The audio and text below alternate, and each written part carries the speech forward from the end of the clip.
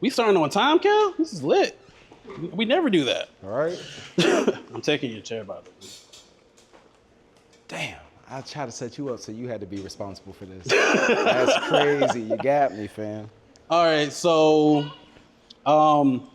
thank y'all again for coming out. This is the Film Project Journey. So this workshop we're still going to talk about cinematography and sound, but we're going to talk a lot about how to actually produce a short film from start to finish.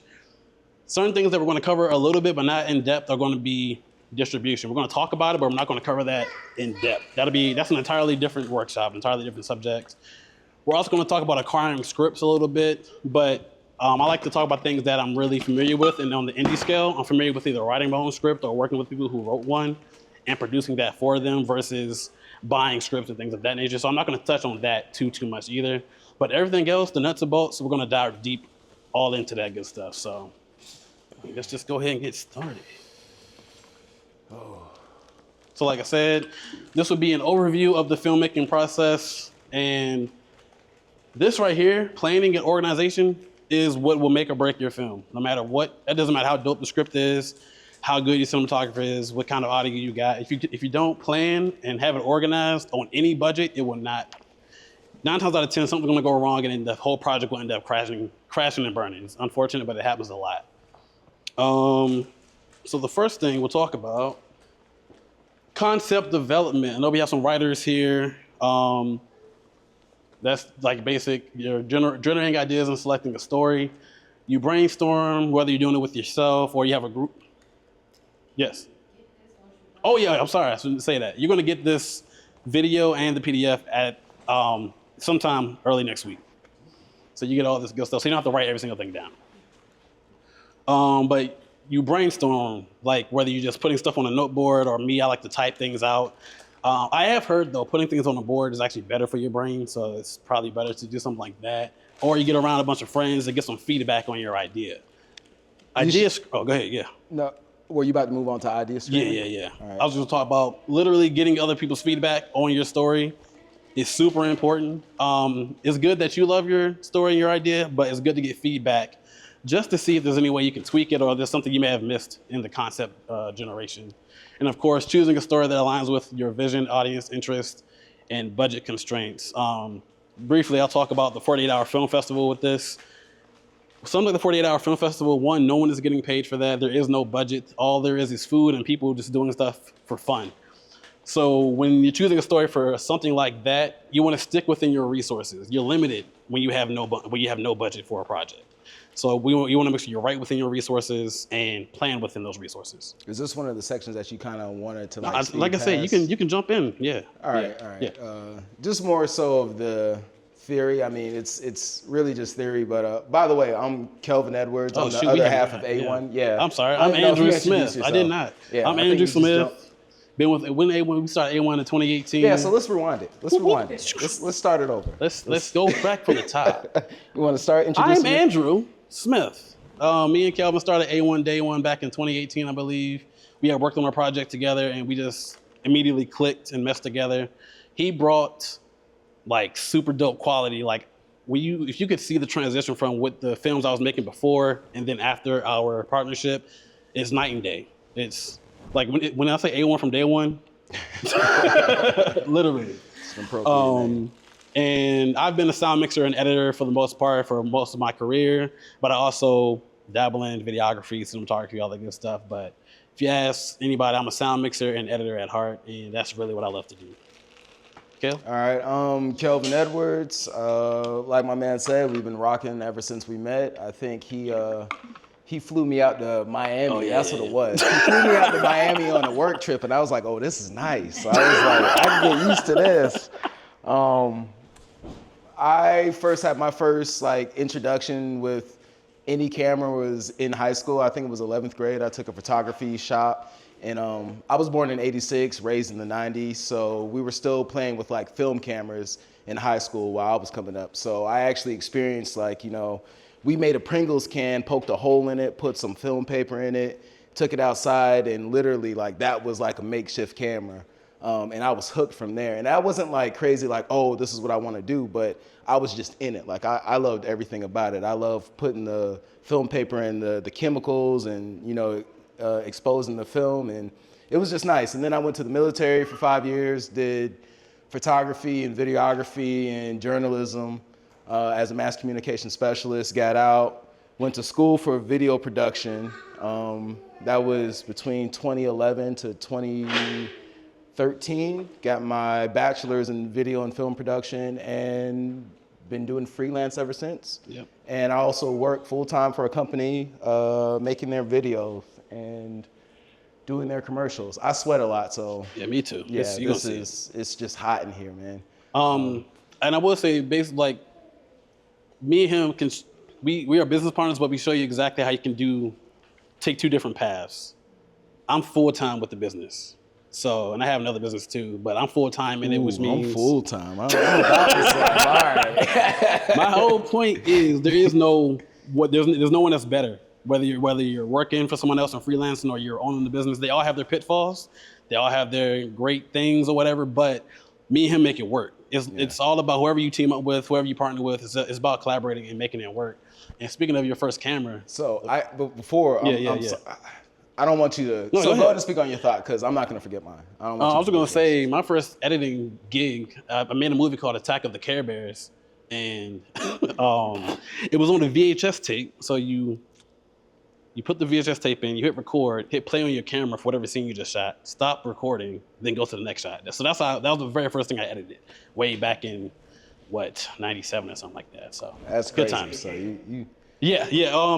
So it was those cameras that had the little mini VHS tapes in them, hooked up to the TV and doing all that. I don't know why my dad told me that way, because I know by then they had better stuff, but here we are.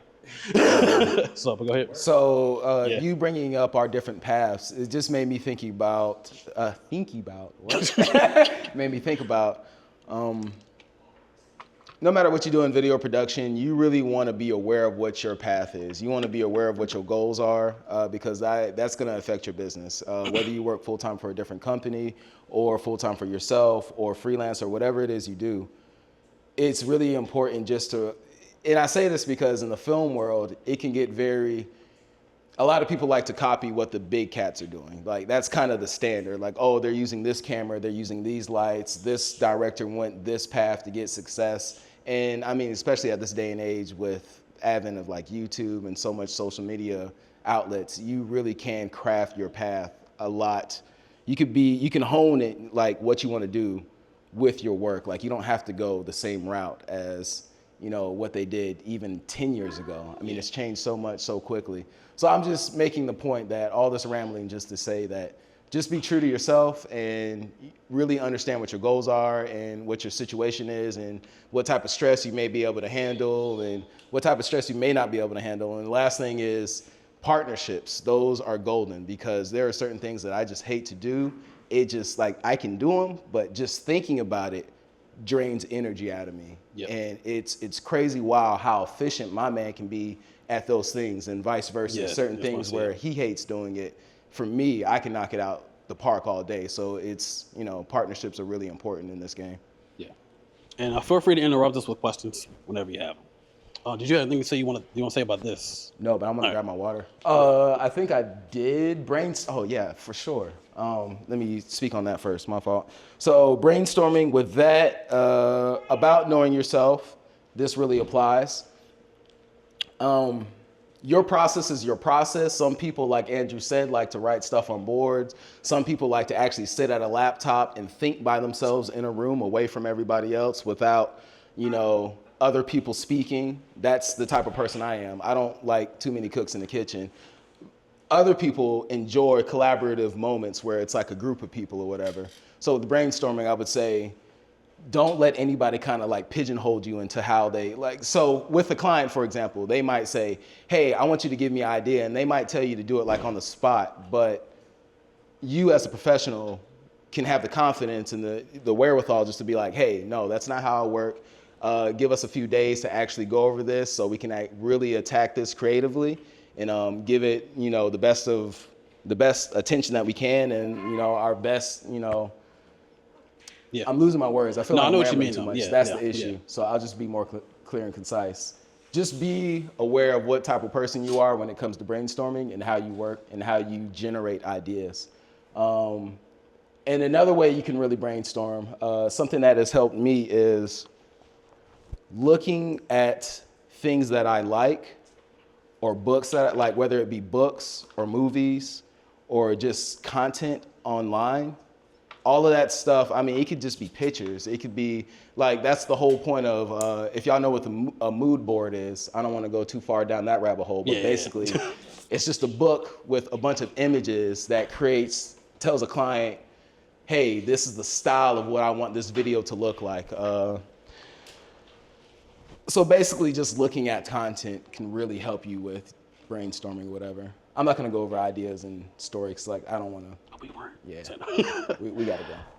So I'm gonna rush right through this again. This is like acquiring the script. Like, even Kel might know more about that, but literally it's just agents will. You're good, Kel. Yeah, agents will pretty much. Let's say Alex wrote a script. He put it out there for agents to see. They would find some way to get in contact with him or his agent, acquire the script, and produce the movie. But again, this is like an entirely different like workshop. That's just for our sake. For what we've done, we either wrote our own scripts or we work with people who write the scripts and we produce those, just from an indie standpoint. But yeah, script revisions, you're gonna have a lot. I would say right now, just write down, Google up how to actually do script revisions. It's a certain way to do it. It's like a color code that they have.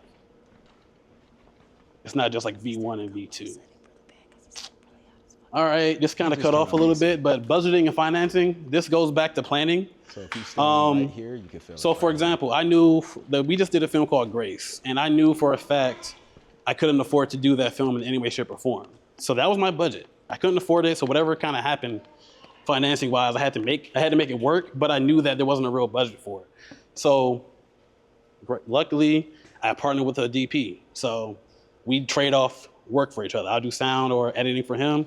He'll do some DP work for me. So he DP'd he shot that entire film for free. You know, there was no budget there. I did pay some other people, like people doing like hair and makeup, but most of that set was volunteers. The way you get volunteers on your set is to do things like this: networking, getting around people who do things you're not necessarily good at. You know, like getting around people who do things you're not necessarily good at, and just being a team player, being willing to collaborate on that kind of level. You don't have to do things for free to get people to want to work with you, but you do want to be someone that can be just like a team player. You don't want to just be, I'm better than everybody, I deserve this all the time. I would tell you right now, there's no reason Kel should ever work for anybody for free, ever. His work is Hollywood level, but even outside, it's not just me that he'll work with. It depends on the character of the person. We've offered to work with other people for free and to collaborate, but my whole point is you don't have to do it for free, but there's a point where collaboration helps you in the future, because then you can start making things that are great on a tight budget. So I just wanted to run it back. I just want to touch on original writing. Gotcha. So in this process, what did you touch on so I don't repeat? No, you good. I didn't touch on much of it. All right. With original writing, I just want to touch on that. There's so many different ways you can do that these days. So one way is you could pull from your personal experience. I think that's probably what most people do. Whatever their personal life experience is, they try to pull different moments from that, and they try to piece it together into some type of plot that makes sense. That's what I kind of saw mostly from people in film school. That is a great way to create something that's authentic. It is a lot of work doing it, just sitting there, trying to do it scene by scene. So I'm speaking on it to say something that could really help you today in this age is using like GPT for free. You can literally go in there. You can create an outline of what your story is. So you can say, hey, I want a story that ends like this. I want it to start like this. I want this to be the middle point. I want my characters to be character A, B, C, D, E. Really treat GPT like a person, where they can do whatever it is you want them to do text-wise, but you have to give them data points. You have to give them information. So give them as much information about your film. Give them the arc of the character, give them the arc of the film, how you see it, and then ask it to create an outline for your script. Then once you get that outline, break that down section by section and ask it to create a script for you. It is a great way to just start.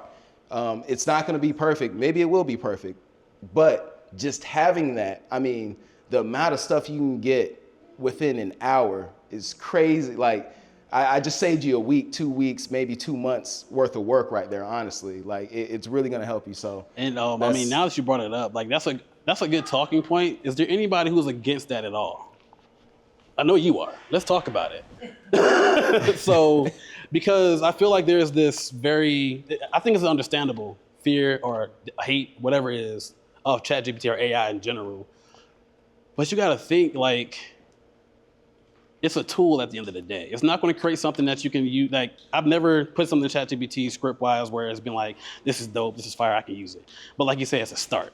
But I'm always open to other, like, opinions on it. So if you don't mind speaking on it, like, what do you kind of...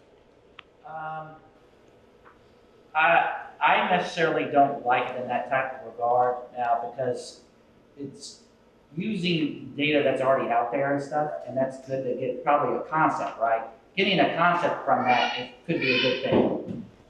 Because we, for the project, I think we used it last year when we were thinking about a title for the film.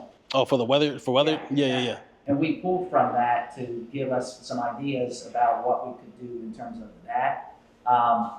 Now, I don't know how robust it is to actually get a formatted script the right way that you want it to and such.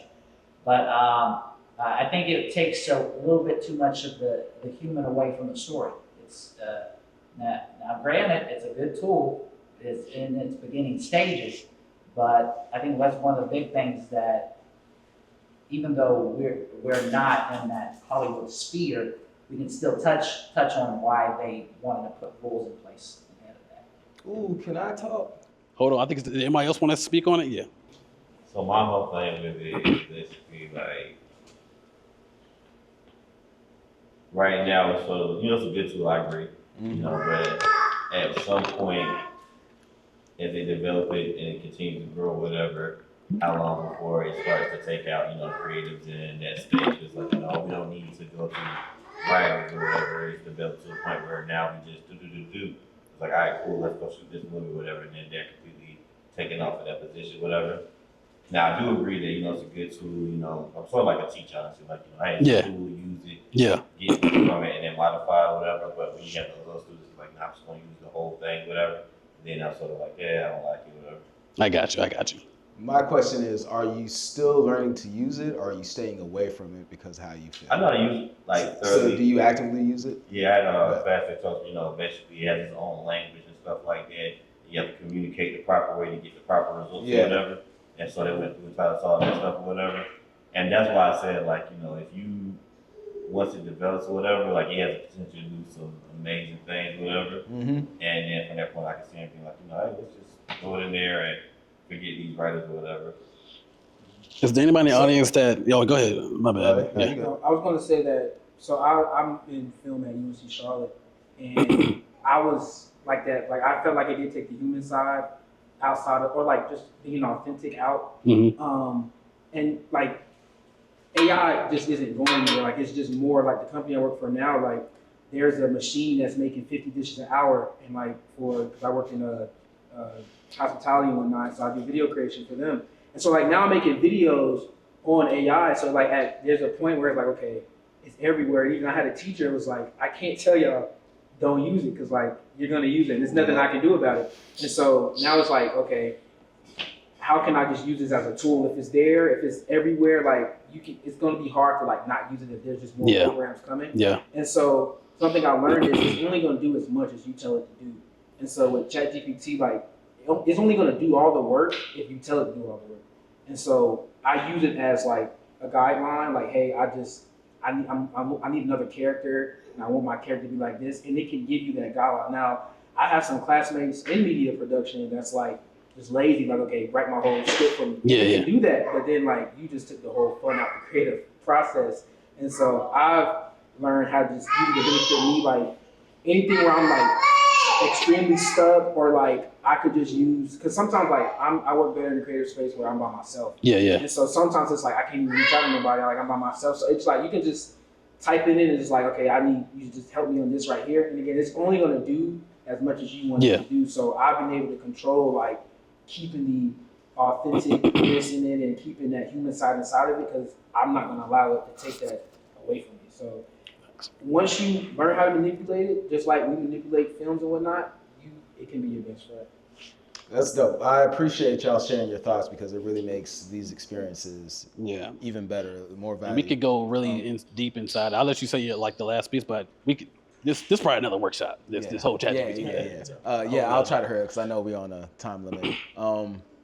I mean, he really summed it up well. And again, I think this just feeds into my point earlier about understanding your personal journey, what you're doing and where you are as a filmmaker, like what your purpose is, because everybody's is different. So there might be a filmmaker who is really into the art of creating film and they actually like to work with the physical film, like actual film, not digital media, but the film. And they enjoy writing and, you know, they can kind of create at their own pace. But then there's another creator where maybe they have a full-time job or they're a freelancer who has multiple clients and they have to bang out video after video after video. For them, it's a lot more beneficial to sit down, really have all these data points to whatever video it is they're creating and use it to create outlines, use it to create skeletons. If you want to add the human element into it, you come in behind it, you add your sauce on it. If you don't, if you're just trying to knock out videos and it's corporate and you don't care about the soul of a being in there, that's fine. There's no right or wrong. Just understand what your goals are, who you are as a filmmaker, and like what's right and wrong for you personally. So that's it. Yeah, that's all. Man, I have so much I want to say on that. Yeah, bro. Right? Right? It's It's an interesting topic. And I'm sure you'll jump in here with the budgeting, but literally know your budget. Like if you know you don't have one, like even though I didn't have a budget for Grace, we ended up spending about $5,000. That's how films go. And that was a lot of food. Man, that's a big piece of that. We paid our cast. It wasn't anywhere near what they are deserving, but we paid our cast and we paid a few of our crew members who came in and helped us out. And then of course, some of that goes into the marketing. We did some festival. We're in some festivals, all that good stuff. So that all lined in there. But you can really help your budget by just being a team player and collaborating a lot. Being at events like this. The only thing I'll add in on there, typically, if you are, the biggest expenses in a production are cast and locations. So those are going to be your biggest costs. And crew, of course. So I completely forgot the point I was about to make with it. So it's. But you gave me another point. Like when it comes back to collaboration, we got to use this huge house for Grace for free because we work with a client and we just kept in touch with that client for the last since COVID. And she allowed us to use her house for free. So again, you can get stuff for low, for cheap, for free by just being a really collaborative team player. If it comes back to you, just let me know. Funding sources. It was somewhere up that alley. Oh, I got you. Funding sources. You know, you have your potential investors. I always start with my friends and family because that's all I got for investors. That's it. You can do grants. Hey, now. You got grants, crowdfunding like GoFundMe, Kickstarter. There's what's the other one? I can't think of them all. Or studio funding. Like that would be like if this studio were to fund a project for us, basically. There are ways to do all of this, but again, unless Kel wants to jump in there, I'm not going to go too deep into these. But there's a lot of ways that there are other ways to kind of get potential investors. I'll just add a quick. Yeah. Depending on what type of person you are is really going to depend what type of funding campaign you take on. I'm a little dyslexic. It's really showing up today. For example, if you are, a person who likes to chat and talk to people, doing some type of crowdfunding campaign like Kickstarter may be fine for you because you probably have a lot of relationships, connections, you probably know people on social media, you probably post a lot already, it's not going to be weird and awkward for you. versus somebody who's like an introvert and it's a lot of energy for them to talk to people. A crowdfunding campaign probably won't work out well for them just because they already don't like to talk to people. They haven't, really leaned into building any type of relationships. They probably don't do networking events. So for like an introvert, things like family members, close friends, working an extra job, even starting to create some form of media that generates income, i.e. YouTube channel, it's long haul strategy. Like it's a long strategy, but just be aware that the type of person you are is really going to affect what type of funding campaign you do. Yep. I'm pretty ignorant to most of this. I have no background in this budgeting financing section, but I always wondered, like permitting. Oh yeah, that's what Locations. yeah. Yeah. So that's why it's most expensive. Different, right? Yeah. And going about that, y'all have like a lawyer that y'all deal with on a regular basis. So really with locations and permits, the way you go about that is you just go to the city for like things that are owned by the actual city. Like parks. Yeah, so parks and recs or whatever. As per the business, it's up to whoever owns the business. It's really dependent on them. So the same house, 3-bedroom, 2 baths, this one person might, let you get it for free. This next person might do it for $50 a day. This person over there might charge you $3,000 a day. It really is dependent on the person. I will say that the bigger the production is and people are aware of it, the more likely they're gonna charge you more. Yeah. Yeah.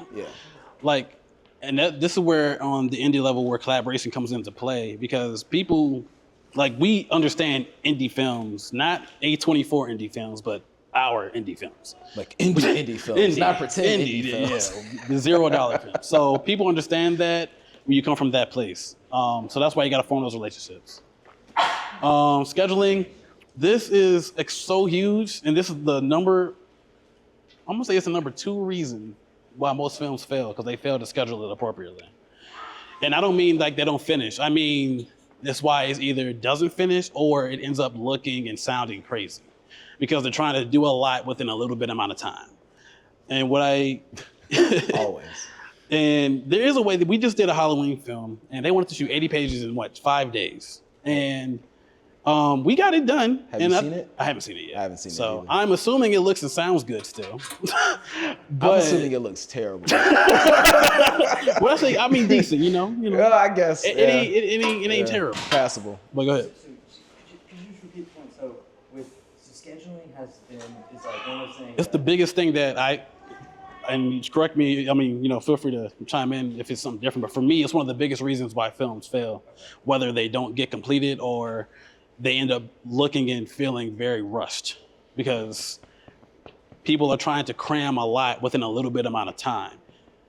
But the thing they're also trying to do is get quality. So that was the issue we had with the client, was she was looking for this Hollywood quality, but within 5 days of an 80-page script. So it's, what is it, the trifecta? I'm sure several people have heard it, if not everybody. It's, help me out It's like here. fast and it's cheap. time, Yes. money, and quality. Time, money, Time, money, quality. I think so. So Yeah. you can only have 2. You can never have 3. So if you want something to be cheap and you want it to be high quality, then it's not going to be quick. It's going to take time. If you want it to be quick and high quality, then it's going to take money. It's not going to be cheap. And if you want it to be cheap and quick, then the quality is not going to be there. So It's that trifecta. You can't have all 3. You can only have 2.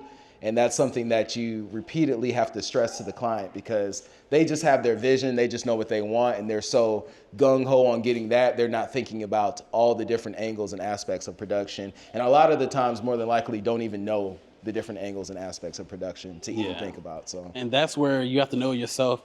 I'm still kind of scary a little bit about flexing, no.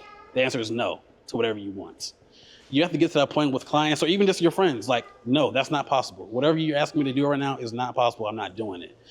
It feels, I don't know. I think for me, it's I care about what they want to do, and I want to make it happen for them so bad. I feel bad if I can't do it. So Me on the other end. yeah, he don't care. He I'm just a like, no. mercenary. Send me out in the field. Hey, Yeah. pay me to shoot. I don't care. You want it to look like crap? I'm lying. Because my name's on it, and I start to feel a certain way.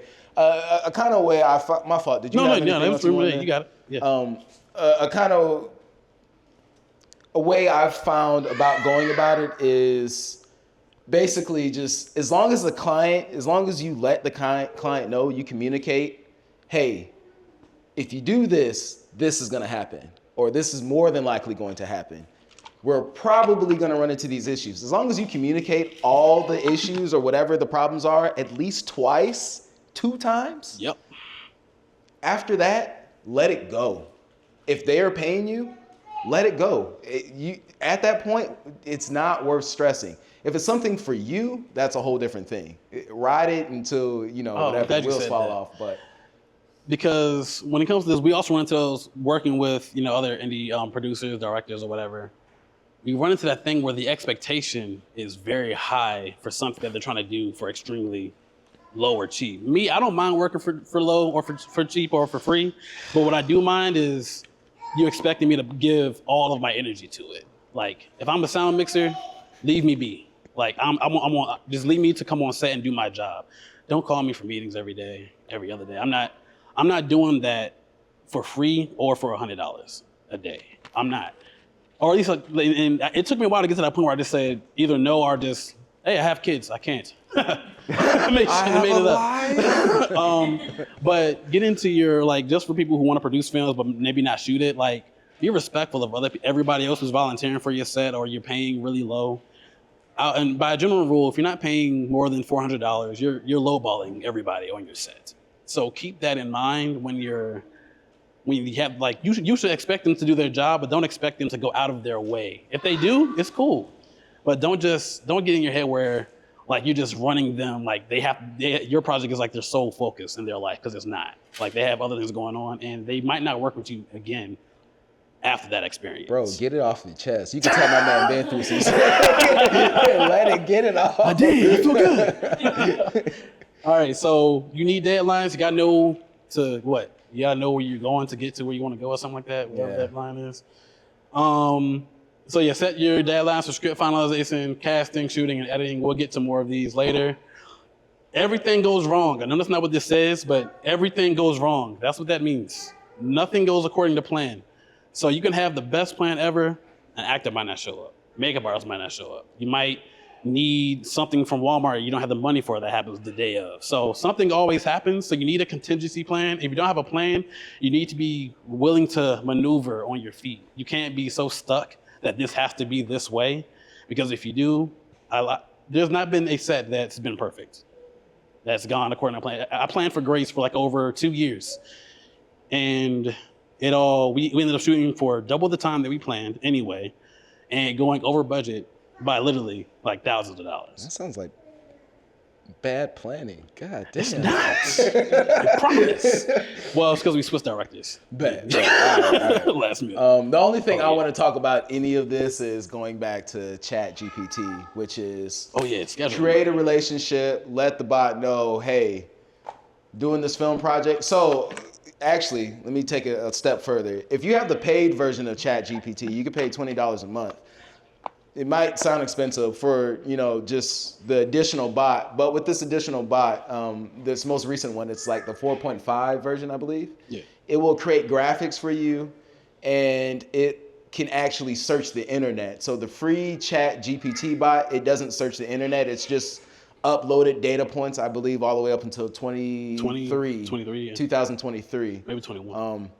Either way, I look at it as a business expense. I'm paying $20 to have this bot take off so much work from me that I personally just don't have the time to do. I have a family, I have a full-time job, I have a freelance job, I have just other things that I want to do. I don't want to work 24/7. I would like to shit every once in a while. So you can literally, with the paid version, you can create your own bot It's to the top right. You hit create, go to my bots. You can literally, this is what I did. This is what I would do. I'll tell you exactly what I would do. I would create this bot. I would call it, who's the person who does this? Production manager. I would do something like production manager. Ooh, That's yes. what I would name it. Yeah. Or production coordinator, whatever you want to call it. I would then have ChatGPT create a description of what a production manager does on a Hollywood set. I would then save that document. You can upload documents to this bot. I would upload that document, and when you upload documents to the bot, it's called its knowledge base, and it will always have that knowledge base to pull from. So you're just giving it data points. So basically, I would get as much information about what a production manager is, which is simple. Again, you could just have ChatGPT make it. You can find some stuff online. If you have personal things, you could write that in. I would upload it. I would upload all your documents as far as any, like expenses, and you can write it out very bare bones basic, like, hey, I'm spending this amount of money on this location. I have this location that costs that much. This actor costs this much. This actor costs this much.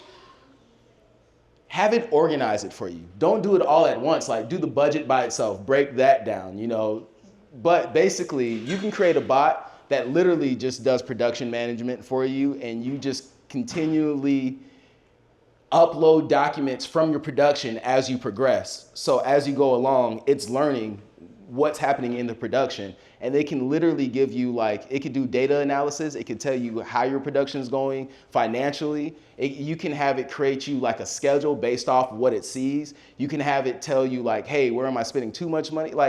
You could really have this thing do a lot of work for you if you just take the time to communicate, plug in these data points, and really just think about really how to talk to it. That's really all it is just how do you talk to it? How do I get it to do what I want it to do? That's it. And the That's only all thing I I'll wanna say talk on that about is this can also land you or help you with clients as well. You don't have to think of this as That is true. just a replacing of a job. This can be a job for you. Instead of it taking you as a production manager X amount of weeks to do something like this, you can tell clients, I can turn this around in 24 hours for you. Give me all your data, and you can get this done.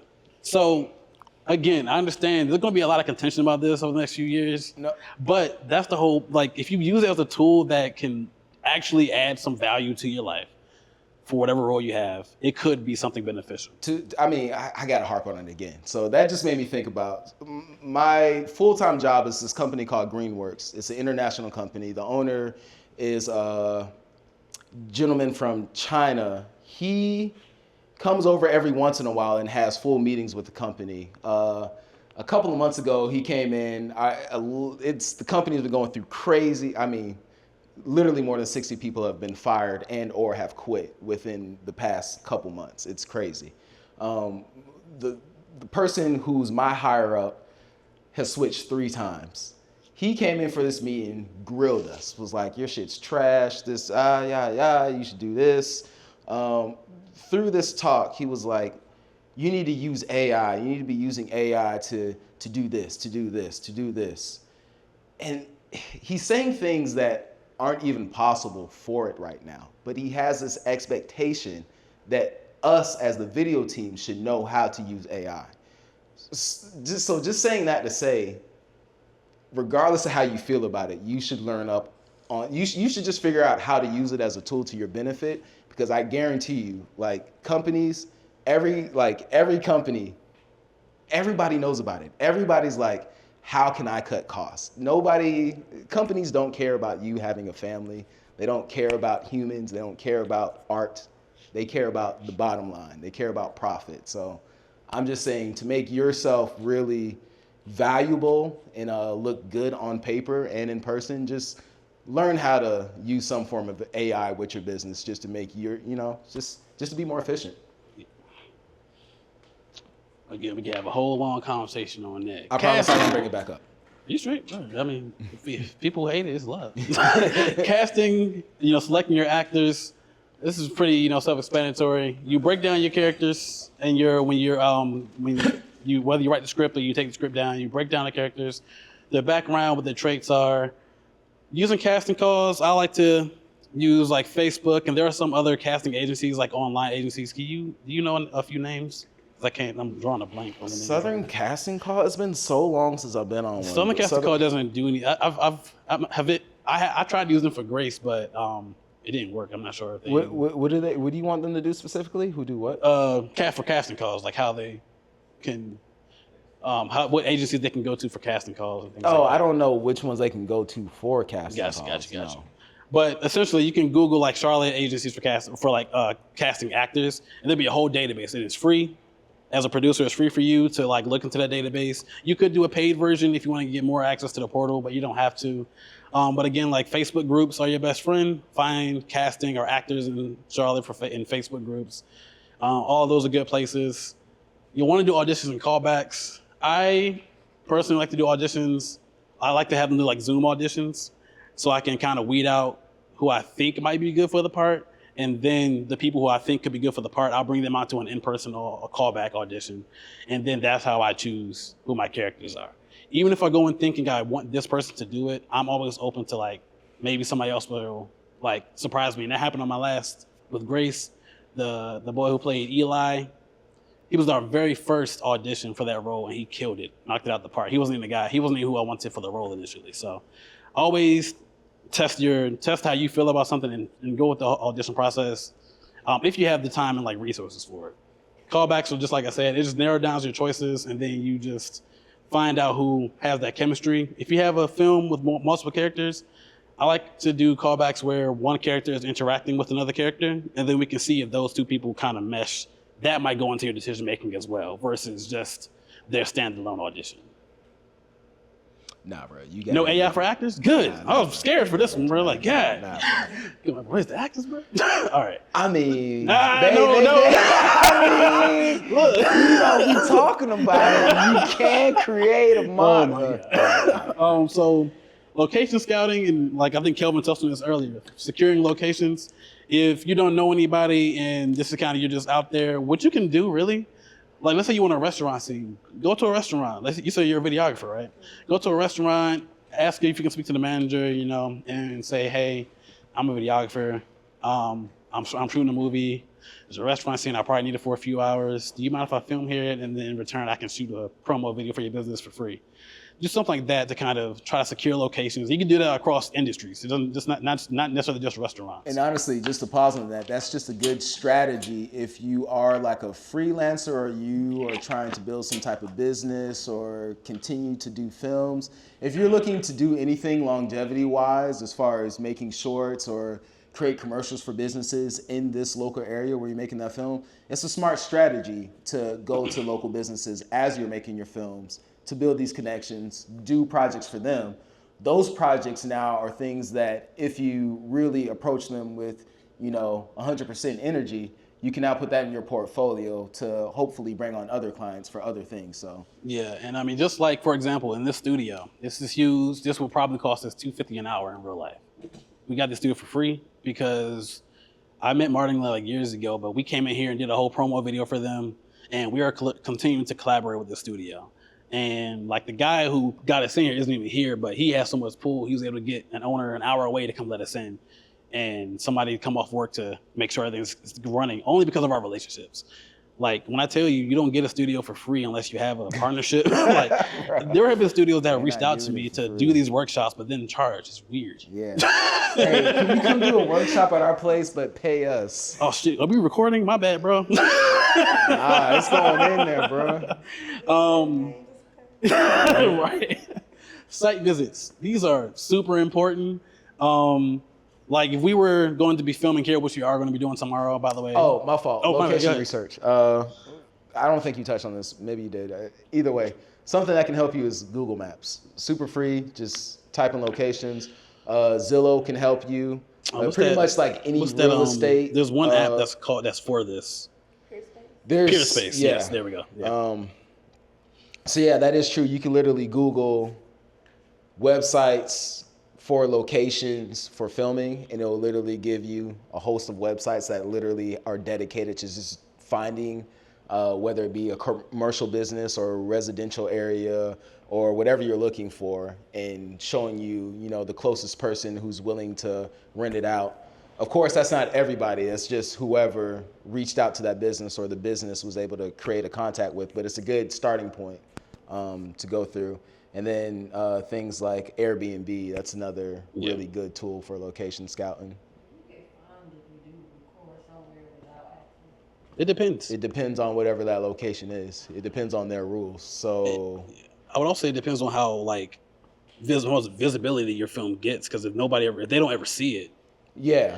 But- So I've filmed in several places. I jump fences. We're so opposite, man. I'm telling you. No, I've jumped fences, bro. Yeah. I filmed in random Oh, haunted you houses. jump. Like, All right, so yeah, you good with that? Yeah, All right, yeah, all right. yeah. My man's about that life. All right, bet. All It's right. for the shot. Yeah. So for the shot, we kind of, as long as it doesn't threaten like human life and it's not anything again to where like we're gonna. Yeah, a woman screaming in the woods. That wasn't threatening human life though. It was acting. She was just in the woods on the ground. I'm surprised you ain't get arrested that night, bro. Bro, I'm surprised too. It was crazy.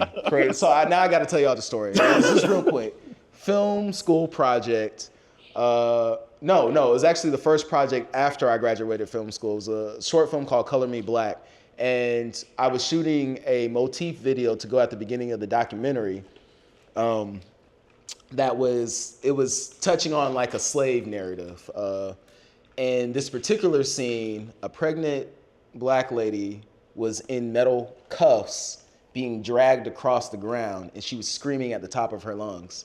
What I did not think about at all, because we're in the middle of a park, and it is about 10 o'clock, 10:30 at night, 11.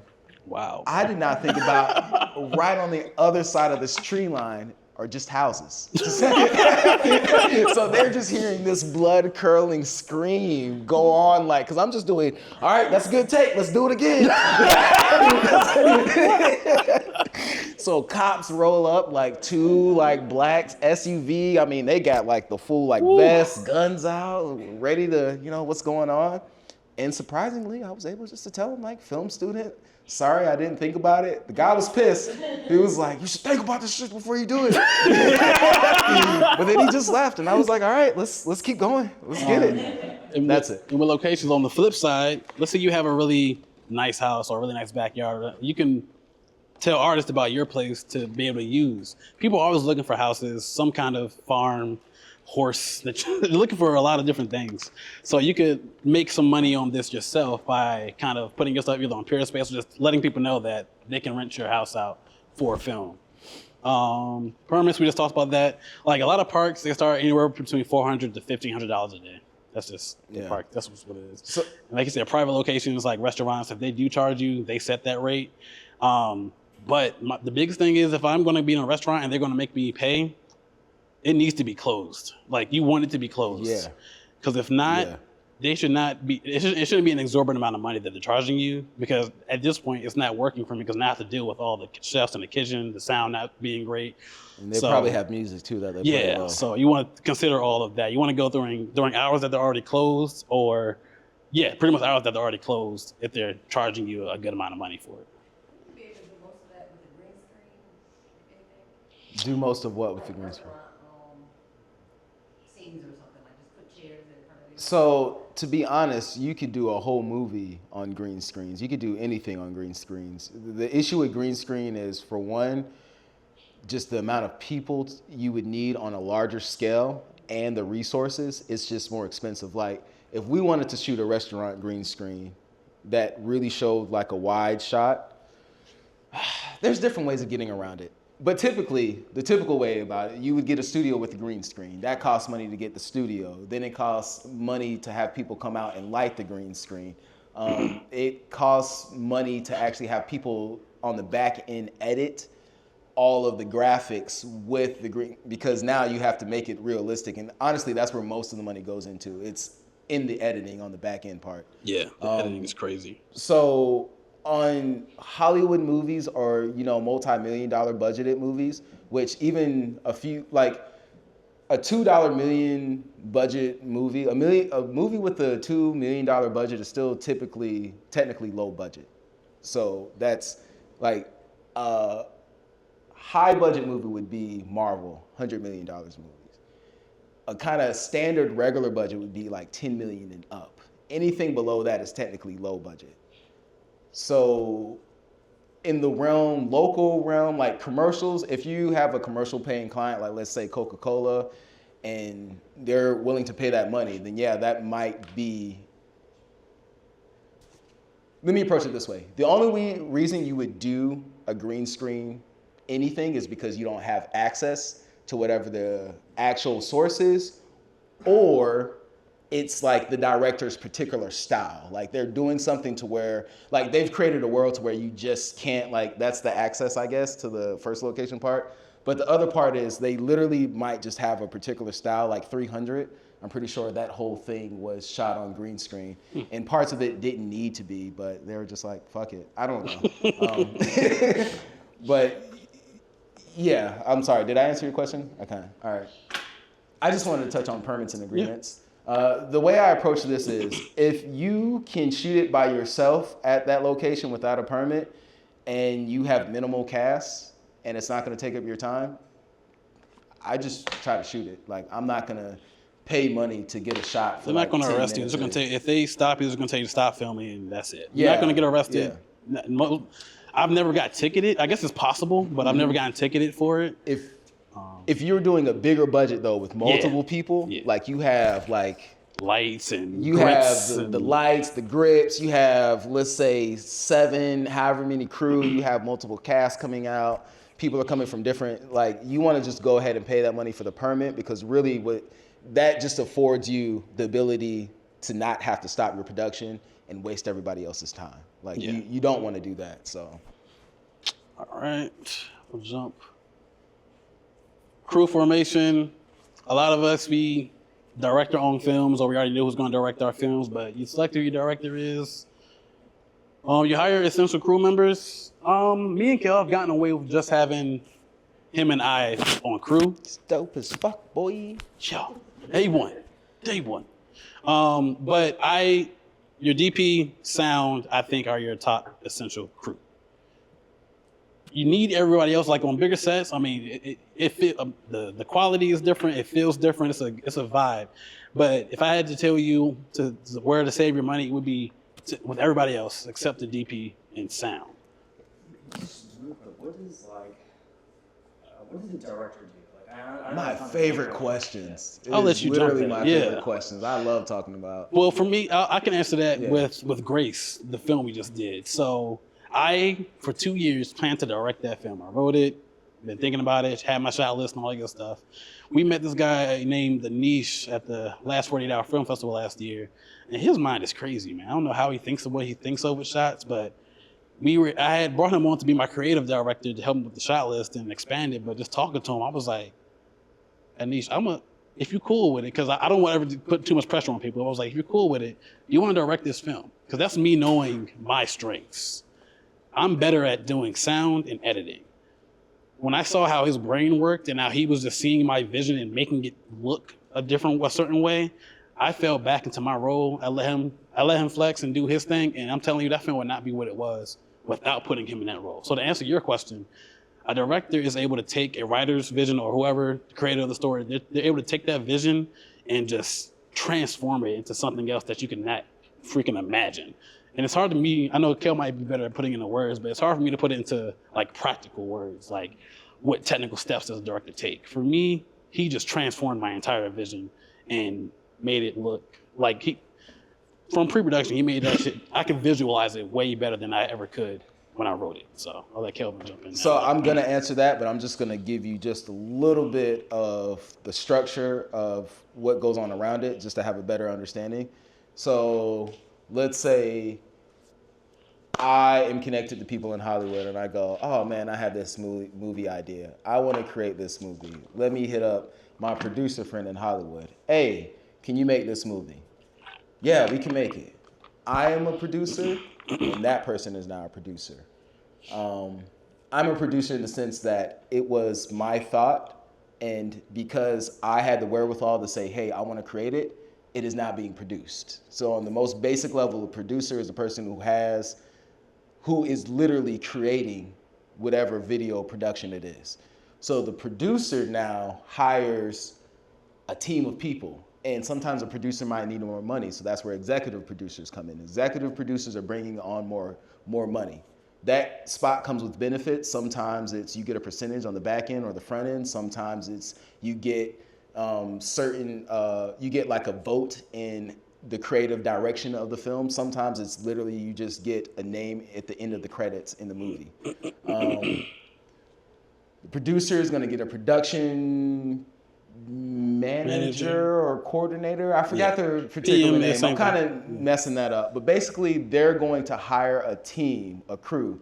They're going to get a director. They're going to get a DP. They're going to get a lighting team. They're going to get a grip team. They're going to get hair and makeup. They're going to get set design.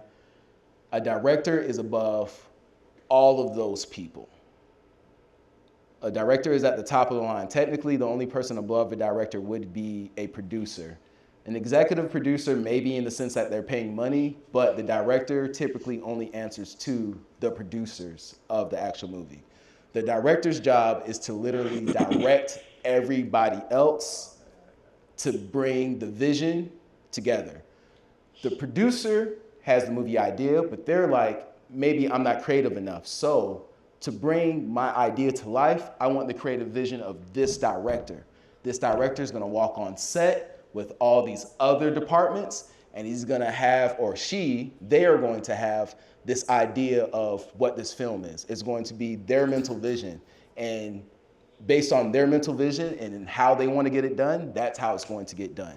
So they have 100% control as to, hey, I want to shoot it on green screen, or I want to actually go there to the restaurant real time. And so you asked me about the green screen, right? So there literally are directors who, they don't mind doing special effects in movies and doing green screens, but there's other directors who literally, they want all their effects to be in camera. They want it to be real. They literally want to blow up the cars. They want to be on location. So they don't use green screen. So that's where I was meaning, based on like the style of the director, a lot of the times with green screen, that's where it's gonna fall. But yeah, all that rambling to say, a director is literally the person, they're like the coach of the football team. They're literally telling you, hey, let's make this play, that looks good, no, I don't like that color. Yes, I like this camera angle. Yes, I like the way that's lit. Yes, I like the way that wardrobe looks. Yes, I like the way that acting is. They are literally really there for their intellectual prowess and understanding of, like, they have good taste or they have good style. Like, there's something about their mind that the producer wants them to put on their film. Yeah. Go ahead. So once you hire the producer hires the director, does he not have any say so in how he wants it to go? The producer. I was just about to talk about that. That's fire. It depends on the relationship, and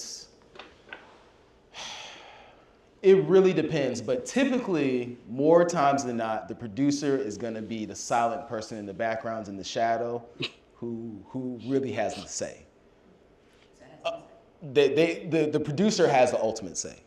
They can come on set and tell the director, look, no, I don't want it this way. I want you to put this line in, I want them to say it this way. Usually producers give the director room to do what they're doing and cook how they cook. But I mean, it's a standard, like, especially I did a lot of production assistant work for commercials, and you would see all the time in their video village, that's where they have a tent set up with a bunch of video monitors that are hooked up to the cameras so the producers can see what's actually being shot and going on. You would see all the time the director sitting there and the producers around them, and they're talking like, I didn't like the way they said that line. And the director likes it, but the producers are like, nah, let's do it again. And they might go back, they might argue, because at the end of the day, these are grown people still, like, so there's relationships, but yeah, at the end of the day, the producer does have the pull to get what they want. But especially, there's so much things at play. So Michael Bay has such a big name that if you hire Michael Bay to bring him onto your set, You're not gonna tame Michael Bay. Michael Bay's gonna do what the fuck Michael Bay. I have the track record. This is what I do. This is the money I bring in. So there's kind of a flex with, And I would just take it back down to like the indie level, like super indie level. My fault. Yeah. No. Look, I like how I think we all need to know how it happens, like up there. But just my example with Anish, he asked me straight up, "How much control you want me to have?" I said, "All of it." And I was gave like, him. No. I was like, I don't want you to have. I didn't want him to feel any pressure about it, but I said you can have all of it because when I let somebody else be the director for that film, I don't want them to feel like I want them to just really flex and do their thing. And then I literally kept it back. It was I think it was 2 points where he was like, "You need to step in." I was like, "Nope." I gave him full control, and I'm not going to take it back now that something's going on that I don't personally want or like or whatever. But you have to set that standard early. So if you're a producer and you hire a director, you need to say, "Look, you can be creative, but I have the final say at the end of the day." As long as you make that clear, like you said earlier about communication, if you make that clear, you get a contract out that says that. It doesn't hurt relationships to be direct about what you want when it comes to your work. But for me, and I loved how it all ended up. But for me, I like to let people cook the way they want to cook. I don't want to be the one kind of micromanaging all that. But again, it's up to your personal preference on this level. You can let people know from the beginning, how you want that to go. I think I'm good. Yeah. He talked about it, so I skipped to it. Above the line and below the line positions. Oh yeah. Above the line, like literally, like you said, producers, directors, screenwriters, lead actors. These are just a few. There are like dozens of all these people. Below the line, just a few cinematographers, editors, production designers, sound technicians. This is wrong. Is it wrong? Yeah, it's only cinematographers. They're above the line. Oh, my bad. Oh, my bad, bro. My bad. Yeah, it's fine, bro. Oh, yeah, because cinematographers are technically directors because they direct the lighting team, I'm assuming. Like that with that? They direct the electrical team and the grip team, basically. Yeah. So, sorry. Cinematographers will be up here at the above the line positions. These are just a few, though. I would definitely Google above the line, below the line. My fault. The camera department, the electrical department, and the grip department. Gotcha. What it is. So you're saying that cinematographer should be lower? Should be lower, yes. The lowest man on the totem pole. Equipment needs. The director of photography. Yeah. Equipment needs. Determine the necessary equipment for shooting. What kind of camera you want. What kind of lighting you need, and sound. I'm gonna just go through this, but I'll let you kind of jump on that as far as equipment needs. Rental versus purchase. Renting is if you don't already have an expensive camera or sound kit or whatever. Renting is your cheaper option. You can rent it for a week or two, maybe a few days, depending on what your shoot is. I should say it could be your cheaper option depending on what you're looking to rent. So if you just want like a basic 4K camera like a Sony a7S III and a basic lighting kit and some sound, you can probably get that at a pretty decent rate to rent. If you want to purchase all that though, it's going to be a minimum, like the a7S III I believe is like what, $3,000 or something like that. You can rent it for a couple hundred a day. So that's where renting versus purchasing comes into place. That's also where relationships come into place. If you know somebody with a camera, you have a good relationship with them, you can work with them on the rates and, get some help there. Technical support, ensure you have like technical support and backup equipment. And I can't stress this enough. Back that shit up. This is number one. This is the number one reason why films don't succeed in the indie sphere. I'm not going to go there. Here, I was just Yeah, I have personally deleted footage from something that I've shot, and I can't. I've done it more than once, unfortunately. The worst one was it was a shoot in Kentucky, which is like I don't know, 6.5 hours, 7 hours from here. It's something. We shot for like 6 hours. Lost all that footage. Just gone. I had to call the client personally and tell her like, yeah, that's not there. I'll come back out. I'll bring a team. We'll do it for free. Like it was just the most embarrassing, time suck, just unprofessional. So just back it up. Just back it up. Did the second shoot go better than the first one? Did the second shoot go better than the first one? Yes, in the sense that we got all the footage and we backed it up and we kept it. No, in the sense that the first thing that we shot, it was a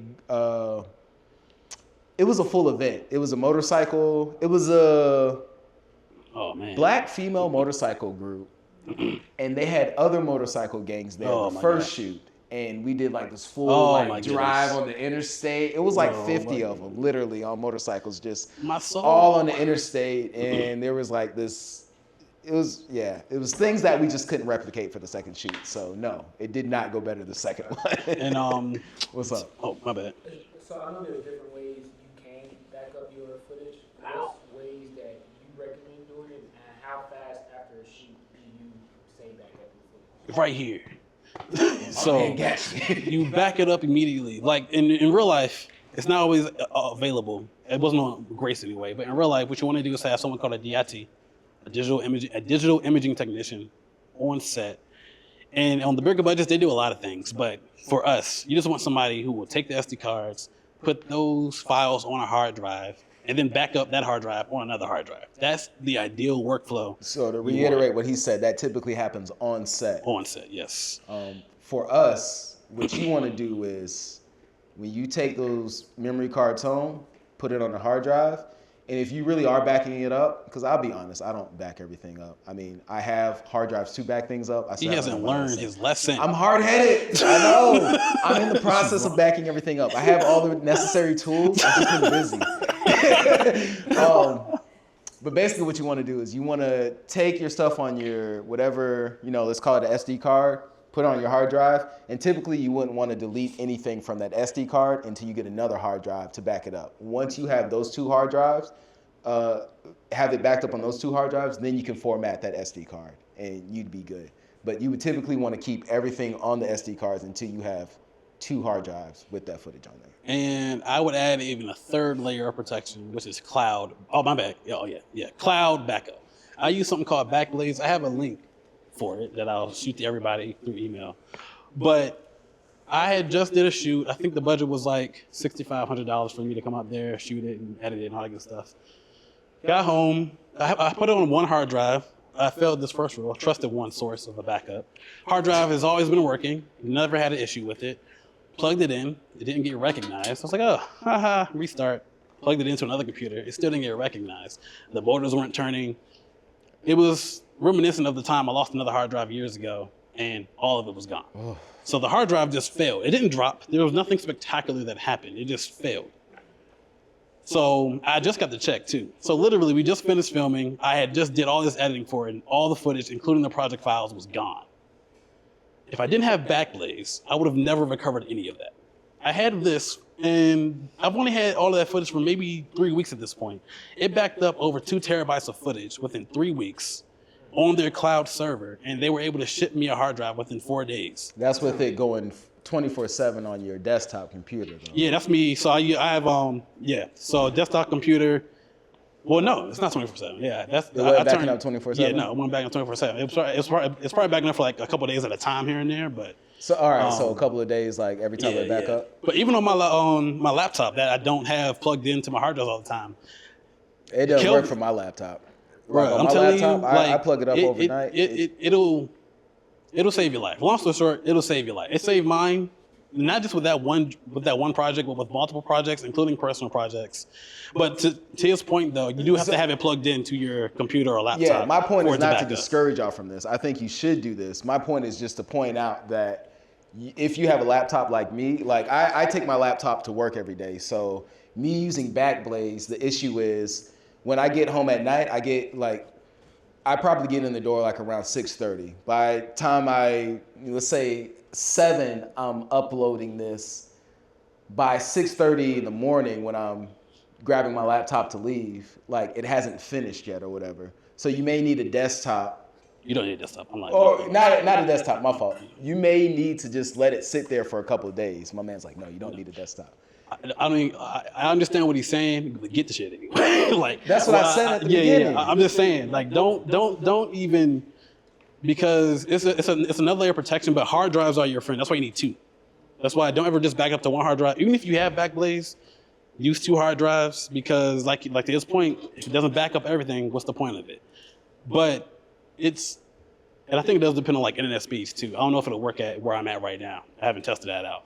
But Backblaze, I highly endorse it, whether it's that one or another cloud service. I would also say invest in like SSD, solid state drives versus the older, I don't even know what they're called. They're just called external hard drives. Yeah, just regular external. So the solid state drives, those are going to be They're typically smaller. They're typically around this size right here. They typically nowadays have a USB-C type connection. You have one on you? Maybe. But go ahead. The big difference is they don't have moving mechanical parts. So what happened with Drew's hard drive is something that happens with hard drives. Like it's a known issue, but it just, it's a known issue that mechanical hard drives could just stop working at any time because, it has mechanical parts. So they're not going to always continue to work. I don't think this is SSD, but this is what they kind of look like. Some of them look like. I mean, I have one. It doesn't matter what the outside looks like, but all you need to know is you should get an SSD hard drive. They are more expensive, but it really is worth the peace of mind. They're faster as well. That's another great thing about them. Yes. Yeah, basically. Through that door to the left. Do you want to touch on set design and props a lot? Pretty detailed plans, and Yeah, so, not really. yeah, we can this is literally just one of those things. Create detailed plans and build sets. Like if we had a studio, we would build a set here. You would have people that do that, or on an indie life. Yes, I do. You would kind of like what a DP would do, he would dress the background of his shot. So if he was shooting on this wall, he would try to find some way to make it look good versus just being that blank wall. So I'll let you kind of speak to You're that. right. I should speak on this. So the biggest thing, the easiest way to point out a student film is to just look at the walls and see what's on the wall in the film. Because typically student films, they're shot in apartments or a house of a student, and they typically have nothing on their walls. It's usually just white walls. And so seeing that versus seeing, Hollywood movies or movies that you would see on Netflix or YouTube or anything like that, any show, you just realize how much of an impact set design, costume design, props, and decor really play into making your world believable. Because at the end of the day, for most media, really what you're doing is you're creating a world that you want people to believe in, whether it's for 30 seconds on this product or if it's 30 minutes on this actual character. You want them to just buy into whatever reality you're painting in that form of media.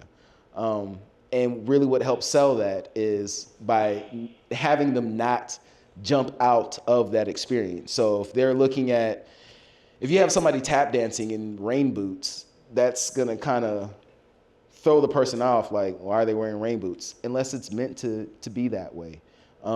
If you have this scene about this super rich guy, but having an affair with a woman, but you're in a Motel 8, that doesn't really make sense. Like, why is he in a Motel 8? Unless, maybe it plays into his character. So basically, saying all that to say that if you need to cut corners, you can cut corners by making it a part of your story.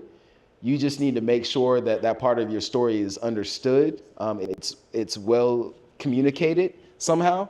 And if you do have the budget, you should actually put time and effort and resources into making the environment look as authentic as you can. Go ahead. The very last thing is props and decor. Props specifically, that is a big one. Props and what's the other thing?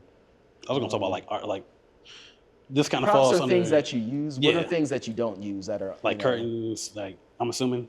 There's Like a that. specific name. Like what is it called? It's like a phrase, but not a word, right? Yeah, like it's not like you have props. That's anything you use. But what's Alex, it called? you're a That's writer. just. Come on. It doesn't matter. It doesn't matter. I know what you're talking about though. When you're doing things, you should write down all props that you need in your film. You should literally make a list scene by scene, because what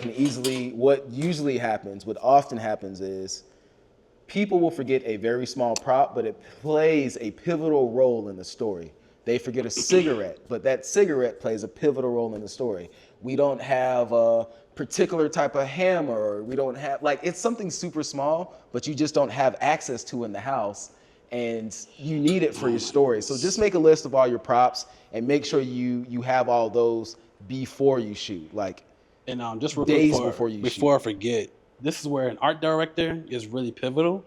because you can leave this kind of job to them. I think it's our director, right? Mm-hmm. You can leave this kind of job to them, and they can even have a PA who keeps track of all the props. So you never want your talent or anyone else to have the props.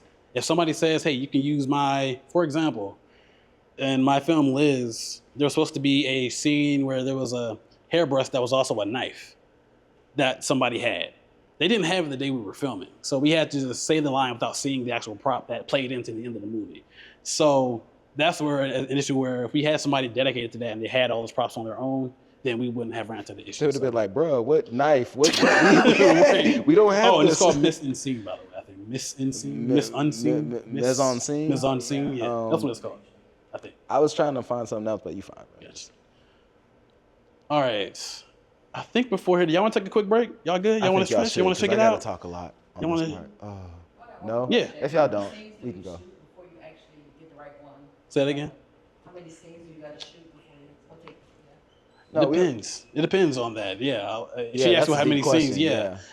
Sometimes your actors, the DP sound, nail it on the first take, but a lot of times there's some, whether it's small or big, there's some kind of issue within that first shot that just you want to get you want to do it again, just to get like a safety.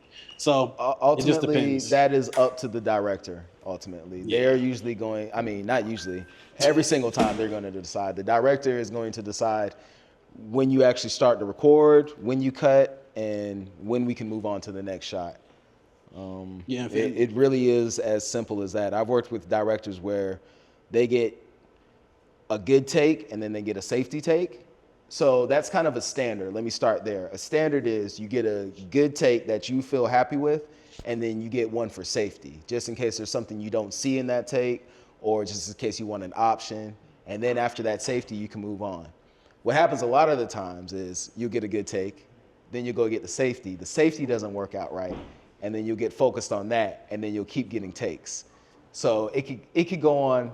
I mean, there's been directors literally 20 takes on the same. Like it really just honestly depends on the talent as well. Like, are they able? Does it really take 20 takes to get it right one time? So I would say as many times as it takes to actually get the right shot. And real Did quick, y'all want to take a break? Yeah, Did so they- you feel free. We can answer questions, but I forgot. They want us to use the bathrooms back here. So if I need to use the bathroom, they're behind the stairs. Just so y'all know. Any other questions? Oh, yeah. Well, it could be too long. I could wait. Would there be like a spot just for like editing? in here? We talk about it, but as far as like going deep into it, no. Okay. But we do talk about it a little So bit. we are doing, An editing workshop at some. yeah, we are going to do an editing workshop Yeah. eventually, but we're not going to go deep into it on this one because as you can see, all Yeah. these different topics, Yeah, like, okay, so I can ask. Yeah. So I guess two questions. One is, I'm still learning like what industry standard is and whatnot. Mhm. And so, what would you guys say is like you must know how to use like Da Vinci. Da Vinci. Yes. And so, and then the next. you're talking about for editing? Yeah. That's interesting. I You like say Premiere, DaVinci. but I Industry like. standard though is the question. That's Avid or Premiere, right? Yeah, that's why I was like. Oh, my bad, Yeah, yeah. I was like, that's a weird. Man, I was keep like, thinking of all right. indie, bro. I think of me indie. So yeah, the industry uses Avid, media composer. That and Premiere. Yeah. Yeah. And so then the second part, where I work at, I get new practice all the time, but like I only ask because I learned that there's different ways you can rap chords, and like you're expected to rap a chord. So like, is there anything? Yeah, he knows that. I suck at it. Let me get a chord right now. Bro. I got you, bro. Because it is, Is there, man. like, any I hate other, when people like, rap my chords the wrong way. Practices you could recommend like on set, like this is good to know. The typical wear a black Oh, shirt. so you didn't want to know about the chord we're all- specifically. I was ready, Oh bro. no, you I can was- show. I want to see though, because there was a way I was showed, and I was like, it was like, if you know how to rap a chord like this, you'll have some cool points. So I want to. I mean, if you know, I mean, let me get. you go to the core, but the other things like wearing black on set, never standing in front of doors, don't sit down is one of them. These are just like general, like just kind of things you do on set. Like you don't want to be. When I say don't sit down, don't be in the way. Like don't be sitting down where people have to walk around you, kind of thing. I mean, Always. I'll let you. I'm saying always like be kind of professional on set, asking me if whether you're a PA or you're, and make sure if you are sticking to a certain department, like whether you're in the grip department or working with sound, make sure you kind of sticking with the team and don't drift off somewhere else outside of what your role is, kind of thing. but he's worked on bigger budget sets than I have, so he might have some more experience. I mean, those are all good ones. Every department has their own. They do their own thing, so there's general etiquette within every department. But as a general purpose across all different departments, I would say leave things as you found them, if not better than what you found them. Phones on silent. Typically on big productions, you don't want to be, you know how I'm over here sitting down and just chilling, like how this is very relaxed. On production, I'm up. I'm up moving. If it gets to like 12 hours, 13 hours, at that point, it's kind of like everybody's like, all right, you know, I might sit down or something like that. But typically for the first 8, 10, 11, 12 hours, you want to be up moving. You want to try to be helping out, doing something. You don't really want to be casual as far as like feel comfortable that, you know, you don't always have to be like, all right, I'm not doing anything. I'm going to get in trouble. There are sets like that. That's another thing about a director. Like the director is going to bring their energy to every set. So there's directors literally where they don't want to see PAs sitting down. They don't want to see PAs like in circles talking to each other. Like they want motherfuckers moving. You know, there's other sets where they're just like, hey, look, as long as we get our stuff done, like relax, feel good, whatever. But yeah, I would just say, I mean, it really is the golden rule. I would say be consciously aware. Like, we're here to shoot video. We want to be aware of the time. We want to be aware of the location that we're in and respectable of that. So you just want to be a good, considerate human being. Like, I don't want to break shit. I don't want to I don't want to jump up on the couch with my shoes on, you know. The only thing I would add there is when you hear quiet on set, don't finish your conversation. I hate it so much. Yeah. It is like the most annoying thing. I'm not even gonna laugh. It annoys the fuck out of me. I hate it. Like when I say quiet, when we hear directors say quiet on set, shut the fuck. Like seriously, it's like stop talking. Nothing you're saying is important right now. Stop.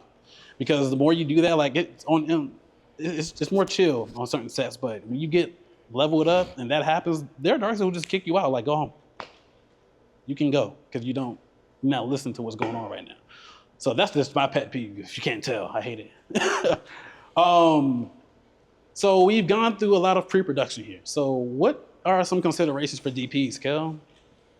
All right. Script and storyboard analysis. Read the script, understand the story, characters, and themes. So I am going to be transparent with you. I don't read the scripts that people send me. And they ask me all the time, did you read this? Can you read this? And I'm like, I think I read Chris's for sure, because yours was different. Because you were in school and we were really trying to help you out, it was like, all right, let me really read this and give you my thoughts and opinions to help you out. And I really enjoyed it. It was really great. I'm happy I read it. But most scripts I don't read. And there's different reasons. So one is, I'll start with nature. I'm just not the type of person just like who likes to read anything. I have specific things that I want to read. Everything outside of that, it takes so much energy for me. Like I'm the type of person, I'll read a sentence 4 times and still be like, oh fuck, I wasn't paying attention when I read that. Like now I gotta read it again. So it really takes a lot of work for me to read through a script. So I don't do it. Because it takes the fun out of it. And for me, with creativity, I think most people, the less stressed you are, the more relaxed you are, the more, fluid you can be with your creative process and just the better product you're gonna get on the back end, for me. Another reason is financial reasons. Typically, if you have a high-paying client, they would pay you for the pre-production where you read the script and you give all this feedback and all, that's paid time. If we're doing that, look, I'll read scripts all day. Give me the 120-page script. I'll read it. Most clients that we work with, they're not paying for that part of production. They're not paying for that pre-production time. So I'm not going to give that energy. Especially because when I am on set with this client who's going to be there the day we're shooting, they're going to be talking to me. At that point, look, simple. Tell me the theme. Tell me what this scene is about, because they have to tell me that either way. Like, if I read the script, they're going to still have to talk to me. So I just circumvent the whole reading script part, And I just, hey, just talk to me one-on-one. What's the scene about? What do you want it to feel like? What time of day is it? Like, those are the big important things. Time of day lets me know whether it's a night or a day scene. The type of feel, comedy, all right, so maybe it's more high key. Drama, maybe it's more contrasty. Suspense, thriller, horror, all right, maybe that's more low light, a lot of silhouettes, a lot of backlit stuff. This is the theme I'm trying to, like, so those things can help me dial in what it's gonna look like without actually having to ever know what's going on. And I'm gonna have to talk to them about that anyways. Saying all that to say, depending on what type of person you are, I feel good having those data points. And I mean, there's a little bit more discussion that goes into it that helps me like really, and this is the other big part. The client themselves, a lot of the times they have their particular vision. So I don't even have to like, I don't need to know all of this stuff because you just tell me where to put the camera, tell me what type of lighting you want. That's what I'm coming on to do. It is honestly the director's job to come up with the storyboard and the shot list. Funny enough, everybody asks me as the DP to do it, and I'm like, it's not my job. I understand why you ask it, but that is the director's job. Before you continue, I would just say, this goes back to something you said earlier about knowing your strengths. So me personally, I like reading the script, or at least going over it a little bit, because I need to know what I'm shooting. I don't like being on set and not knowing what's going on. That could be from a technical standpoint. For sound, you kind of have to know whether it's is that battery dead? Yeah, I think so. All right, we'll cross that bridge. I mean, I still got this one rolling, so we money. What was I about to say? What was I saying? You were, Oh yeah, it depends on what you like. Make sure you know who you are as a person, like, and what your role is. For him, he may only need to know those things, or for me, I need to know if they're fighting, or if they're fighting, if they're gonna be outdoors. Okay, if they're outdoors, is it hot that day, the day that we're filming? Because what I ran into in our last set is I like to use like stickies when I mic people up, not like the clips. Yeah, but if everybody fighting and sweating, those stickies aren't going to stick on anything. So I had to end up using these clips to get them to stick on there or whatever. I didn't have my backup clips with me; they were all at home base. All that to say, I need to know what I'm doing before I get to set as a sound mixer because it aids in what I know to prepare for. But the general rule, whether you're a DP or a sound mixer, is to bring everything with you so that when you run into issues, you can easily troubleshoot from there. so there are some things, I'm glad you said that. There's some key things I should touch on. So for one, although I don't read the script, I do get a breakdown about what the story is from whoever it is who's in charge of it, whether it be the director or the producer. I make sure I understand, all right, this is what the story is about, this is what's happening. Because to Drew's point, like, I do need to know, like, all right, do I need to bring a fog machine for certain scenes? Do I need to bring a gimbal for these tracking shots? Are we gonna use a tripod? Is it gonna be slider shots? So there's definitely things I need to know that affect what I'm going to bring. But the other part is I typically bring all my gear anyway. So for me, it's kind of like a fun challenge for me at this point in my life. I'm like, just, what do I have to shoot today? Let me cook.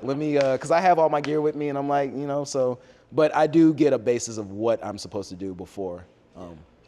Natural light, note the position and movement of natural light throughout the day. That's, I mean, if you're outside, you want to, really try to capitalize on the golden hours, which are early in the morning, sunrise, sunset. It lasts for about an hour. Depends on the season, but it's typically sometime between like 5 to 6:30, 7 o'clock, depending on the season, in the morning. And then at night, it can change. But I mean, really with natural light, the thing I would say about that is, if you are low on a budget, you can really play up natural light. Like, if you understand how to use the sun to your advantage, if you understand color temperature, if you understand your camera settings, you can shoot something beautifully amazing just with natural light. Like, no film production lights, none of that.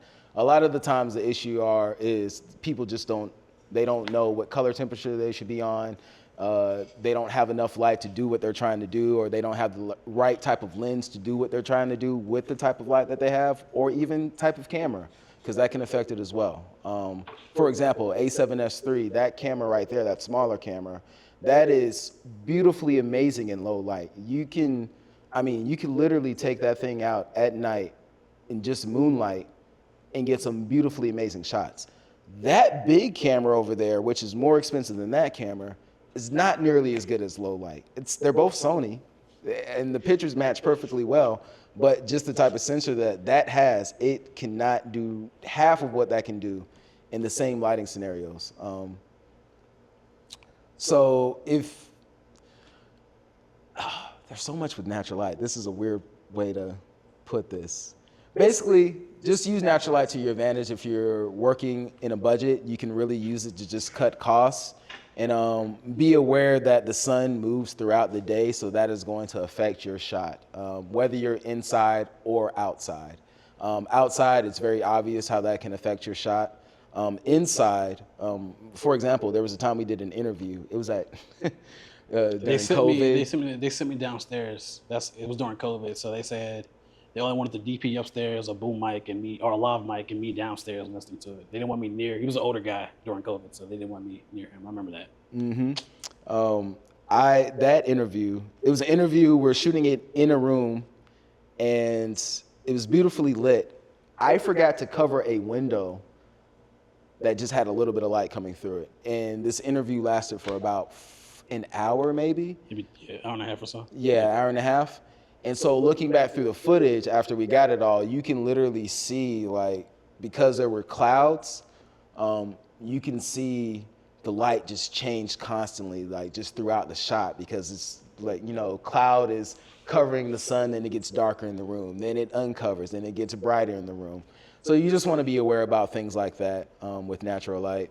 But I think ultimately the big thing with natural light is just knowing that the perfect light is whatever light is necessary for the shot you're trying to get. So you may have this light, but that might not get you the shot that you need. And even with that light, you can get a work light and I'm getting carried away. Thank you. Power sources. I'm gonna stop right there. Identify available power sources and plan for additional power needs. When you're scouting locations for shorts, you want to look to make sure you have plugs. So for example, if we have a scene that's going to happen in here, I would walk around and look at all the walls and see, all right, we have outlets here, we have outlets here, we don't have outlets. Because sometimes what you run into, especially with older buildings, you run into outlets that just have like the two prongs. And of course, most plugs these days, especially film lights, all of them are gonna have that third grounding prong. So if you don't have anything to handle that, you just don't have lights. You don't have any way to, and you wouldn't know that unless you actually checked out the outlets yourself or asked somebody to send you pictures of the outlets. The other part is there literally just may not be outlets next to your set where you plan to shoot. So you want to know that ahead of time, just in case you need to bring generators or some type of extension cords, which in production they're called stingers. And then I think that's pretty much. Yeah. Oh, another thing to think about with power sources is with smaller indie films, it's not really a big thing because you really won't run into it. But you may, depending on what type of lights you're using or how many lights, you might really be running a lot of power. You want to check the power sources, the circuits. You want to make sure the circuit boards there can actually handle the type of the circuit breakers. Yeah, that's what I meant to say. You want to make sure they can actually handle the power that you plan to be using on the circuit. So let's say you're running like 6,000 watts. You need to make sure that circuit breaker can handle 6,000 watts, or there's multiple circuit breakers. And then you need to know, like, all right, these outlets are on that circuit breaker, these outlets are on that circuit breaker, so we don't trip it. And if you do trip it, you need to know where the circuit breaker is so you can untrip it. Yeah. You just went through a lot. Yeah. Oh, a lot of this list here. So I'm trying to see. Did you want to go one by? Did you want me to go? No, you went through it all. Yeah, that's what I'm saying. I didn't go through it all. I didn't touch lighting plan, lighting style. I only went to power sources. Oh, but it touched on a little bit here. But go ahead. I'm trying. We gotta expedite. Oh, we got to expedite? Bet. All right. So, thank you. That's all I need. So, lighting plan in production, that would be, let's say we're sitting down, we're going through each scene, we're saying, all right, this scene, we're going to have 2 people sitting here, we're going to have 1 person sitting here. The lighting plan is going to be, all right, on paper, we're going to put a light right here. So, on paper, you would have, like, let's say a triangle or some symbol to pretty much you're just creating diagrams of your lighting setup. That's all a lighting plan is. Those typically happen for bigger productions because, again, that's a lot of pre-production, that's a lot of man hours, and that's a lot of time and energy. So it doesn't typically happen on small indie films, but just so you know, that's what it is. It could also be something as simple, though, as literally just having a plan to what you're going to do with lighting. So that would be the poor man's It's like what you were approach to talking that. about with whether it's a drama, suspense, or a comedy. Just knowing what kind of style you're going for ahead of time. Yeah, so I guess, damn, you really just That's what I do. made me realize about myself. I've just been having a poor man's approach to but lighting style, determine the lighting style, high key, low key, natural, dramatic, etc. So typically with your light is going to generate a different mood depending on what you do with it. So high key being, if we were to have this light and another light on both sides, y'all would both be evenly, everybody would be evenly lit, and it would be very bright in here. That would be typically high key. So with comedies, think The Office, think Park and Recs, think Martin, think Fresh Prince of Bel-Air. It's all very high key. Like everything is like nicely, highly bright. Like everything is bright. Everything is kind of even. It's not dramatic. There's no deep shadows. It's kind of evenly lit across the board. Dramatic lighting, think stuff like Breaking Bad, think stuff like, I don't know, any drama movie. What's a good drama movie? I don't know. Drama, think more so one light, you have shadows. So right now I'm looking at your face. You're lit heavily on your right side, but your left side is pretty dark. That is drama. It's literally just creating contrast with light. Low key light, that would be something typically. So in a lot of these, and I say these are like standards, but you know, they're not rules. Like you can bend them. They're just, you know, general starting points. So you can have comedies that are lit like a drama. Yep. But those typically affect the type of comedy that it is. You don't typically have like a slapstick comedy with a drama approach. You typically have a very dark comedy or a very like almost like coming of age, like you have a realistic, like kind of sarcastic, dry comedy. Like that would have more of a dramatic, you know, approach to it versus a high key approach. That would be something more like The Office or something like that. I got to go through this. Equipment needs, let's all require lighting equipment, light stands, modifiers, gels.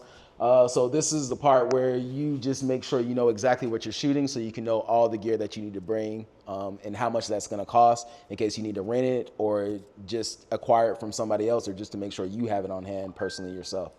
Power considerations, plan power distribution and ensure safety protocols. That's you touched on that. Yeah. Contingency plans, prepare for potential lighting challenges, weather changes, power outages.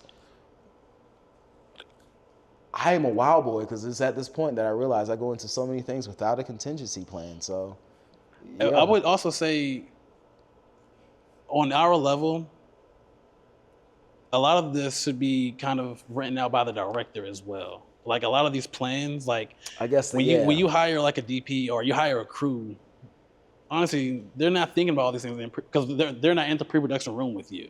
So if you're producing something, you're not paying anybody else to help you out in pre-production, you're doing it yourself. You need to think about these things. You need to think about, it's supposed to be sunny on this day, but it might rain. What do I do in that situation? Do I cancel the entire shoot or do I make this scene now a rain scene or something like that? So I think it's... So I'm glad you said that because that does... So with contingency plans as a DP, so I do have, all right, I'm out here, I'm shooting, I intend to shoot this full project on this camera, but if something were to happen to this camera, I have this camera over here where I can just bounce off to that. It's not as, it doesn't have all the features as that one, but the image that I can get with that is the exact same. So it's perfectly fine. And, you know, if it's going to rain, maybe I bring out umbrellas Yeah. and some stands or whatever because we need to get this shot. And if it is going to rain, I can plan for that. So those are those type of contingency plans where you just try to think about what problems you might run into ahead of time and then just come up with a solution for it then and there. Where's the rental place you get this equipment from? So there are local places. Typically, local places are going to be more expensive because local rental houses, typically their big business are the people who are unionized or the people who do big production work for commercials and bigger like indie films. So, for example, Illumination Dynamics, they're one of the big rental houses, but they do all Airy products, and I want to say their biggest clients are literally just like for big commercial stuff. Then you have Charlotte Film Rentals. Charlotte. So you can write this down. Charlotte Film Rentals. Yep. Biggs Camera, and Cardinal Camera, maybe. Cardinal Camera is more photography, but Okay, you I can got get you. some stuff from there. Biggs Camera is a good one too. Yeah, though. that's where I got my mics, my DJI mics from. I think local Charlotte Film Rentals is going to be the most. Cost effective too. They're going to have the most options for actual film gear. And I think Biggs Camera, like you're going to get like a camera or a lens, but you won't be able to find like a C-stand, or you won't be able to find like sandbags and stuff like that. They won't have all that stuff, Yeah. but they'll have like a camera and a lens, and maybe I don't even think they'll have lights. Maybe you can for buy sale. like they have for sale, but not a lot for you rent. can't rent them. So The best places, the most cost effective places are online. So Lens rental. Lens rental, and what's the other big one? I can't think of it right now. I know I'm on it though. ShareGrid? ShareGrid is one. ShareGrid's but a that's good more so. local one. That's private. That's like more like us.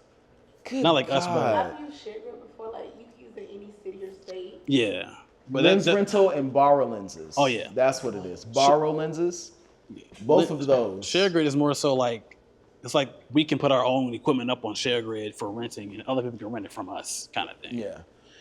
Which can, that guess- can help you. yeah. That's definitely, I'm pretty sure I've used it before, and I'm pretty sure you've used it Yeah, before. I'm on there. Not anymore. I was on there doing stuff like $65 a day, something like that. Well, it's been Pretty clutch good. for me just as far as obtaining Yeah. equipment. I've never put my gear on there, but finding something last minute, like let's say I forgot to order something and I don't have 3 days for it to come online. Yeah, ShareGrid is ShareGrid clutch. is probably going to be a clutch situation for you to be able to find something very last minute.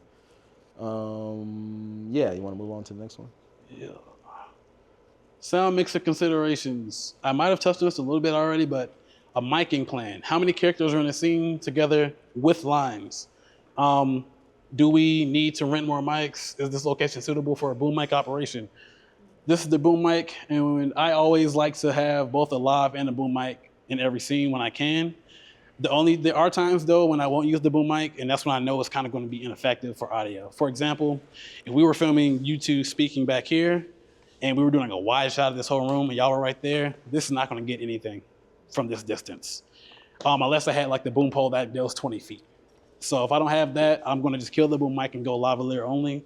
But if once we do our punchlines, we're getting close, I'm putting both the boom mic over you and the lavaliers. For me, the purpose is you have one is redundancy. It's just like back up your hard drives. You have a backup copy of the audio. Two, sometimes this produces more natural sounding audio where lavaliers can produce more bassy, unnatural sounds. It's like you have to train your ear to hear it a little bit, but it can sound a little bit more muffled or compressed in a live, especially when a live is under somebody's shirt. And then it also depends on like the type of outfit that they have. Are they wearing a tight shirt, a tight dress? Is it furry? Like, is it a loud piece of, material? You have to consider all of this when it comes to being a sound mixer. And just like the shoot I was telling you that we did, are they gonna be sweaty? I'm gonna have to bring I'm gonna need clips. Are we gonna be on a shoot on an indie set where they don't take an actual lunch? Always take lunches, guys. Don't do that.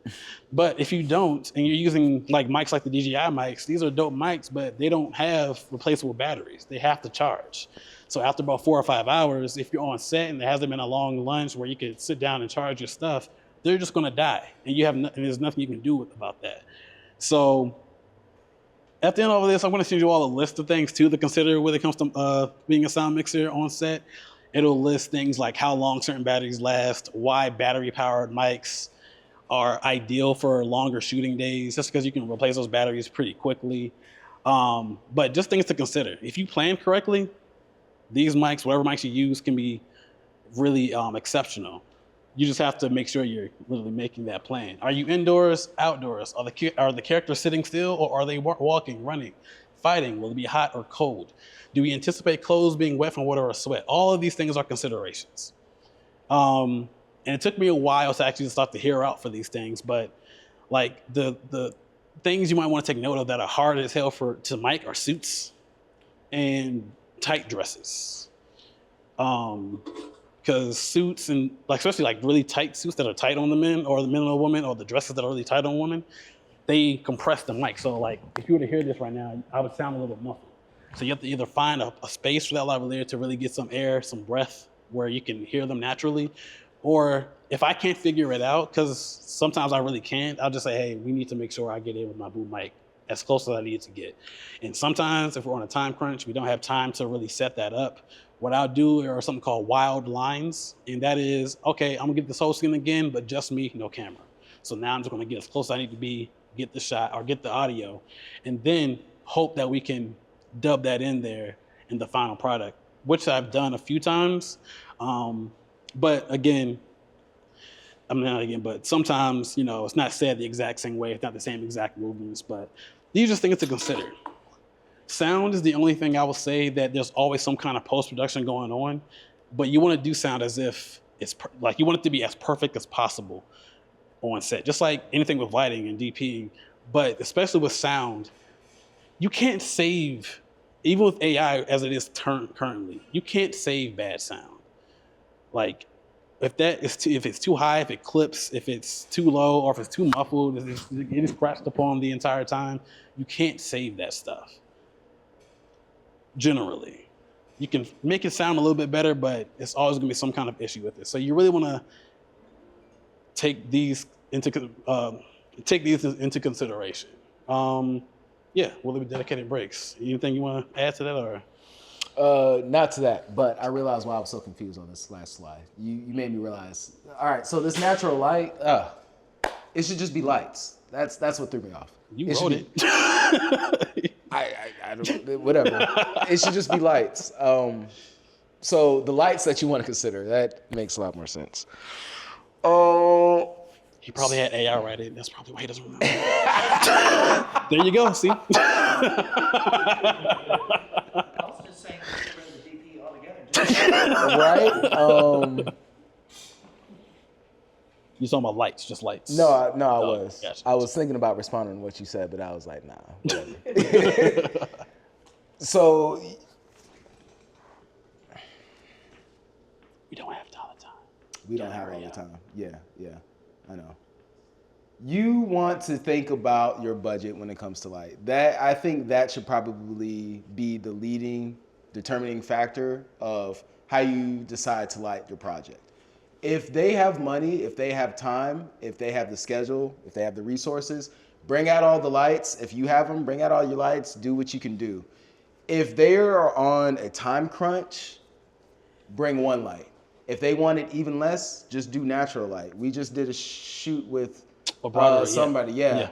His whole film was natural light. Yeah. I mean, literally, I only did 3 different scenes where we actually used some sort of light. Everything else was just natural light. And it was more so because, like, typically on a large-scale production, even shots outside, you're going to light them. You're going to diffuse them. You're going to add some type of light. You're going to add something to the shot lighting-wise to give your image more flair, to give it more more dimension. We didn't do any of that, and it was more so just because it was like we had so much stuff to shoot, and it would have taken literally maybe 3 times the amount of time, I think. Yeah, for lighting setups. Yeah, like we did a lot that of moving whole too, a lot of tracking shots. So you just really have to consider like what you're doing. If you're moving a lot, if you're going to be inside around power sources, if you're going to be outside, just take all that in consideration when thinking about your approach to lighting. That's all. I think the next one is questions. Any questions so far? Yeah. That one is kind of like you said, it's good in low light. What was that model Sony A7S III. Any other questions? Any A series camera though in the Sony family would be pretty good in low light though. Question about your thoughts on AI and such. Bring it up. Let's I go. was like, so how would you feel if they used AI to, let's say, like write a script for either a remake or a sequel to, let's say, a movie like Drive? Why you fucking with me, bro? For y'all who don't know, Drive was one of my top films. Like that's I very didn't close. even know. You didn't even know. I bet. We're gonna get back to that. Hold on. Yeah. That feels like a personal conversation. So that was pre-production. You see how much time we spent on pre-production? Was that only pre-production? That was only pre. Oh my like God, that's how crucial that is.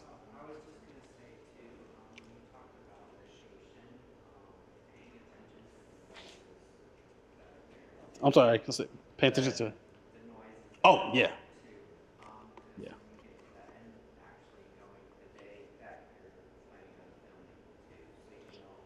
Yeah, I'm glad you brought that up. I forgot to mention it. Your location, the acoustics of it, as far as sound goes, super important. If you don't, like I said, we're filming here. I'm gonna take note. There's a vent there. There are all these other things going on. I'm gonna take note of this echo because there's not a lot of furniture in here. Echo is one of the hardest things to fix in post-production. I'm taking note of all of this, whether it's mentally or I'm writing it down somewhere. I have a whole checklist y'all gonna get after this for free.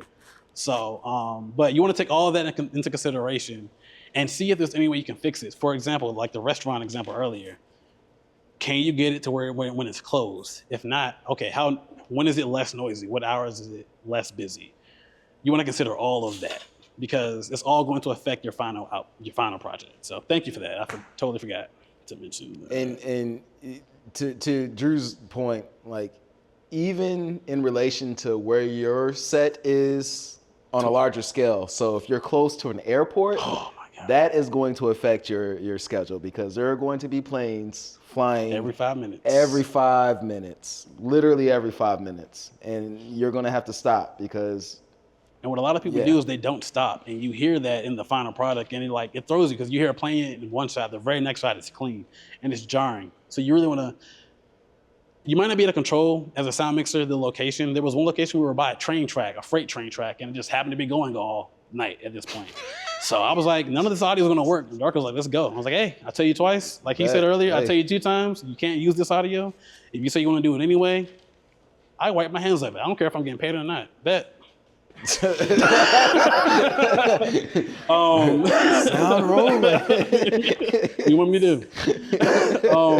The production phase is critical stage in film, man. It's the fun stage. We did all this work to get here. We've been here for about an hour and a half, almost 2 hours, just to get to this point. That is how long pre-production takes in real life, just to give you an idea. This phase involves complex interplay of planning, coordination, and execution to ensure all aspects of the film are captured effectively. So, like I said, we are kind of running a little on time, so you might kind of rush through this a little bit. But shooting the film, you're following the schedule you created during pre-production. Somebody on set, whether it's your first AD, some sets have a first AD, a second AD, a second, all these things. But whoever you need, let me backtrack. A first AD is crucial to the overall outcome of your film, from pre-production all the way through production. They are the ones who are creating and sending out the agreements to all your cast and crew. They are the ones who are like in the lead communication with everybody. And if they have a PA or a second, that second is usually who's responsible for creating what are called daily call sheets. So you have your main call sheets, which an AD makes before you even get the set. And then at the end of that shooting day, they create a daily call sheet that goes out so that the actors and crew know what to do the next day. This is crucial. Don't skip on this, because if we don't get confirmation that that next day shoot is confirmed, some people might not show up, they go to the wrong address, they start at the wrong time. I had one set where they called me. I was chilling at Kelvin's house. I got a call. Hey, why are you not on set? And I was like, my call time says 12 p.m. It's 11. What do you want from me? And they said, oh, we changed it to 9, but they never sent me the call sheet. So I'm like, huh? It's 2 hours late. So all that to say, call sheets and all those things are extremely important. You want to adhere to the timelines as best as possible. The first AD's one job is not one job, but there's a really important job is time adherence to timelines. They're going to be the ones, I ain't got the DP, we can't do that again, or we need to hurry up. We need to, even if it's what we call, even if we know we need more time, they need to be that voice in the back of our ears telling us we need to hurry up, because time is money. If we don't get this done, especially at locations that we've only booked for a certain amount of time, we don't have enough time. We don't have the money or time to go over. Because I guess just to really add just a little bit on that, because basically what will happen is that AD is pretty much like a stop loss, like their risk management. If they're not there, what's going to happen is I'm going to keep going until I get the perfect shot. And maybe we don't need to keep, because I'm harping on something lighting wise, but it doesn't really matter when it comes to the overall importance of this scene or whatever.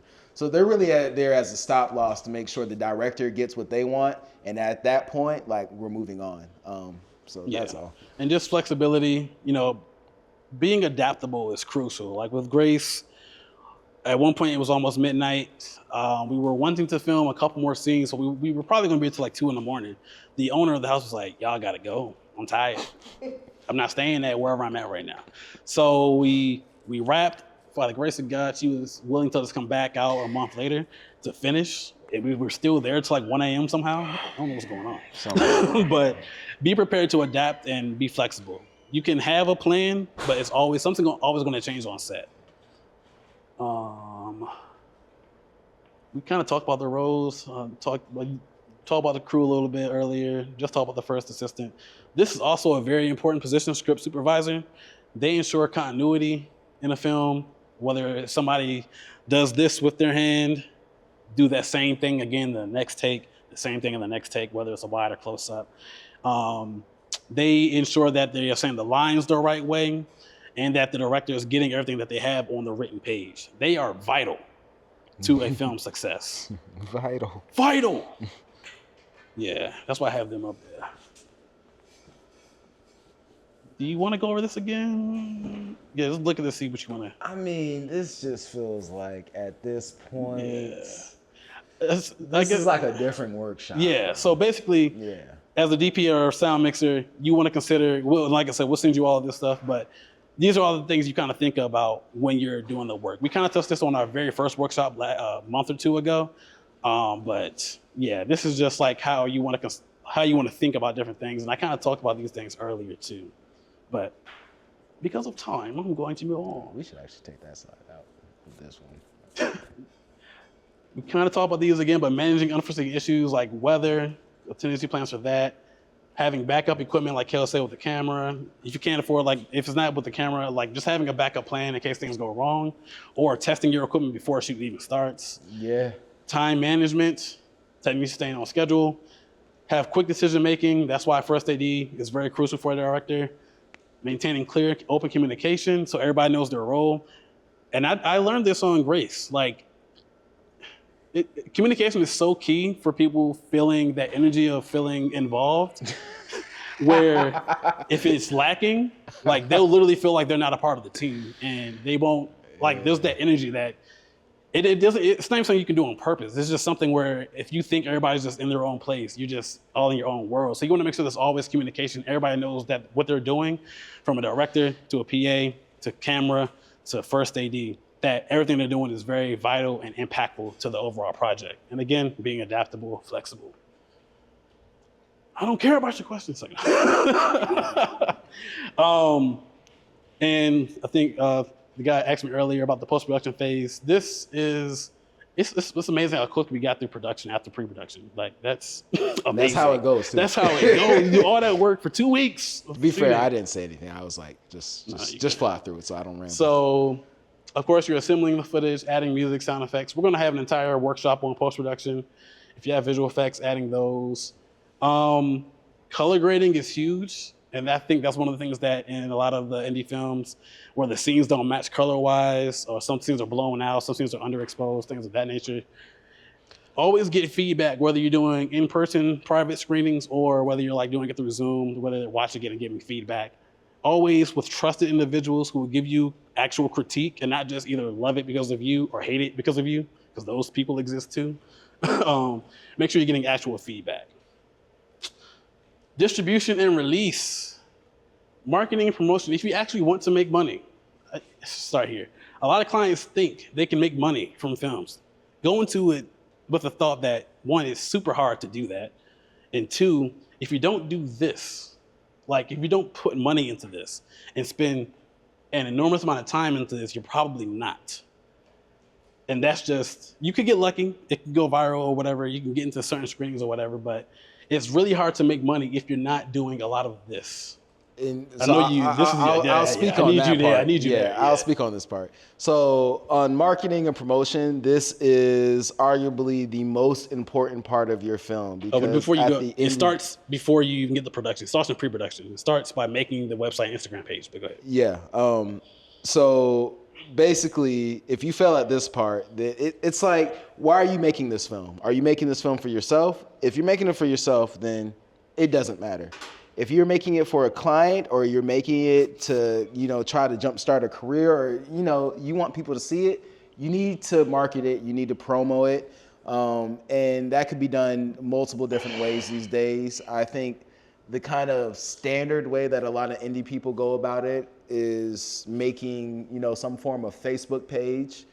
They make some type of Instagram page. Maybe a website.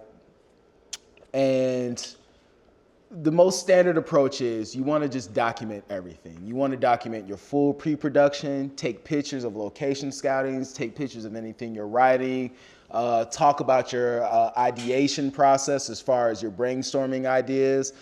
Even you can engage with your audience. Ask them, their thoughts on something you may be wondering.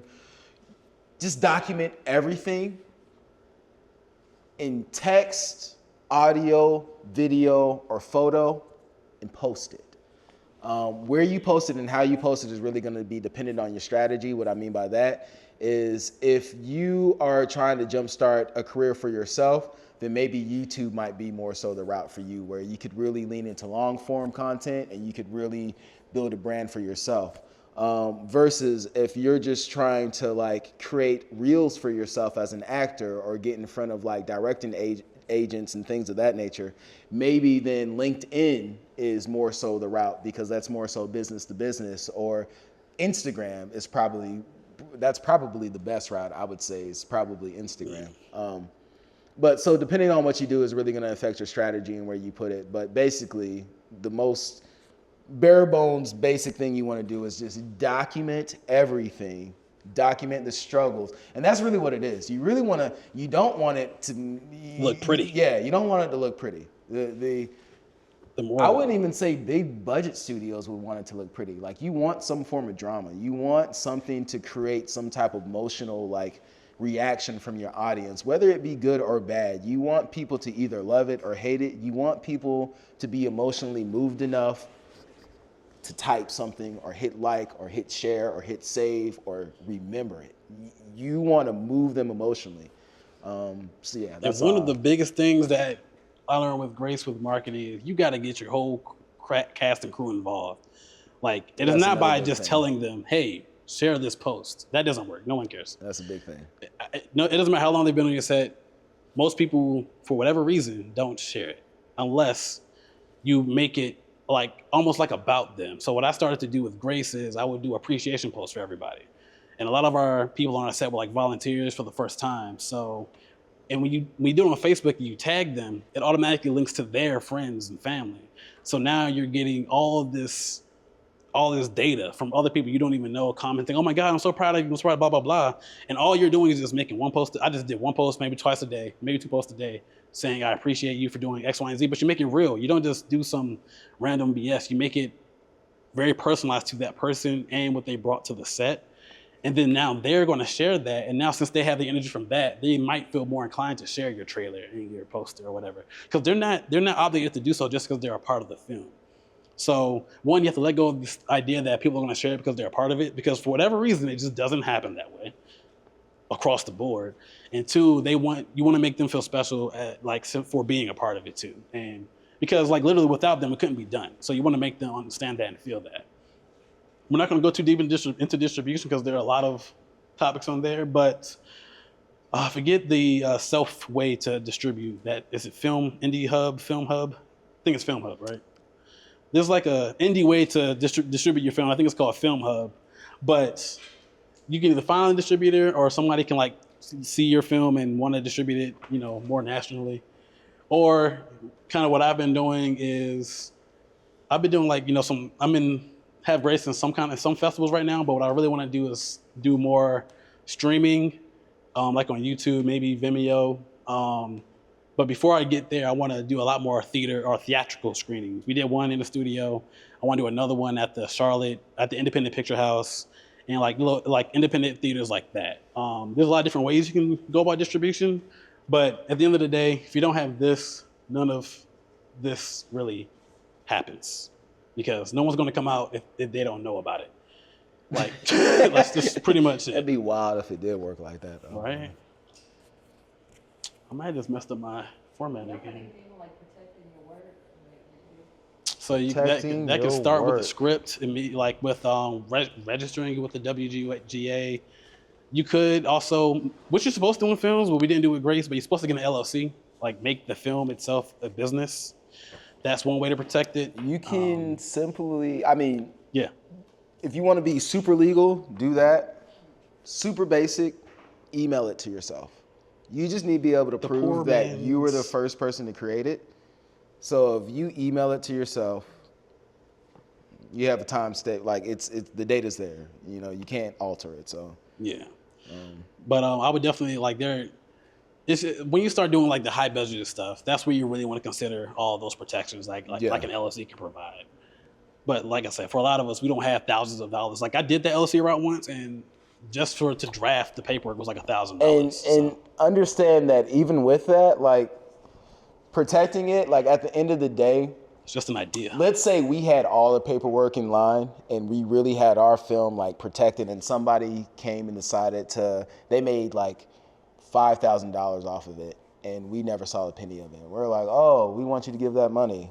We would still have to take them to court. We would still have to pay crazy amounts of money just to get a portion of the $5,000. Yeah. So it's just something to keep in mind as far as protect it, but just have realistic expectations depending on what you're doing. And then I know this is like film festival route versus distribution, but I think these kind of work in tandem, and I think the next slide actually speaks to that.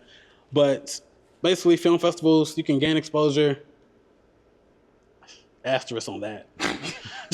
Critical acclaim. I don't know about all that. And potentially win awards. So I'm just going to tell you what this whole thing is, then I'm going to tell you what I actually feel about it. Process: submit to various film festivals. If selected, the film is screened to an audience that includes industry professionals, critics, and film enthusiasts. The benefits: it provides a platform to showcase the film, network with industry professionals, and attract attention from distributors and producers. Challenges: highly competitive, requires a significant time and investment to enter multiple festivals. So I'm not big on film festivals personally. Like I do them, but it's more so because it feels good to get that your film has been selected. Like I do it for the clout, I guess. It feels fun. But if I were to try to tell you that this has helped my career, it has not. Winning festivals has not done shit for my career. It hasn't made me make more money. It hasn't made more people want to hire me to do stuff. It's literally just been like, ooh, I get to celebrate with other people who have been selected. This is great.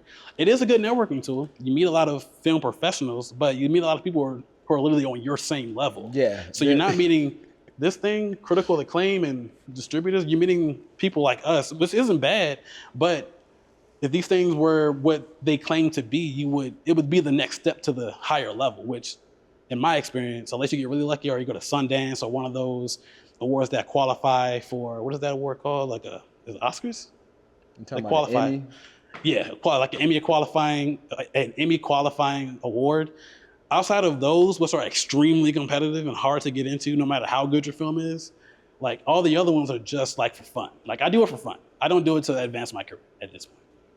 Yeah, so yeah. literally just to... And it's another marketing tool too. It's like you invest in that to market and, you know.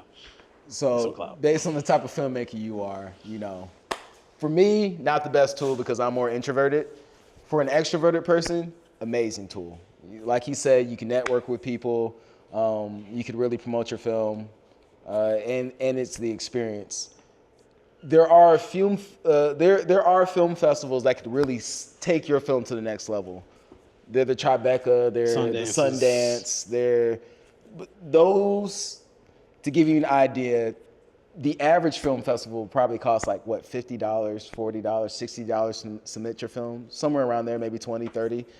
Sundance is... It's actually like 40, 50, yeah. Well, for short films. Are they now? Short films. Oh, you might be talking about feature films. Yeah, those are expensive. Yeah, those are expensive. For their feature, their narratives, it's like hundreds. Oh, you know, I'm glad sorry to cut you off, but film festivals are, if they are going to do something for you, it does something primarily for feature films. It's not for, like they don't, it's hard for a short film to... I guess that is a point, yeah. It's hard for a short film. Like Sundance is more so for features. Like they want, the features are the ones that go and take that person's career to the next level, normally. Like it might be that one. So let me kind of, there are more film festivals that show short films. But if you want to use this film festival route to like promote your movie or something, it's probably the best if you use it for like a long feature-length narrative film that's like an hour and above type thing. Yeah. Distribution route, release the film to a broader audience to generate revenue. Like I said, you can do a self-distribution route or find a distributor. Secure a distribution deal with a company that handles the marketing, release, and sales of the film across different platforms. Benefits, directly monetizes the film, reaching a wide audience, potentially leading to significant financial returns. Very heavy on potentially. Finding a distributor can be difficult, and distribution deals often come with terms that may reduce the filmmaker's control of and share of the profits. That's huge. Like, what's that big one for Tubi? Is it Maverick?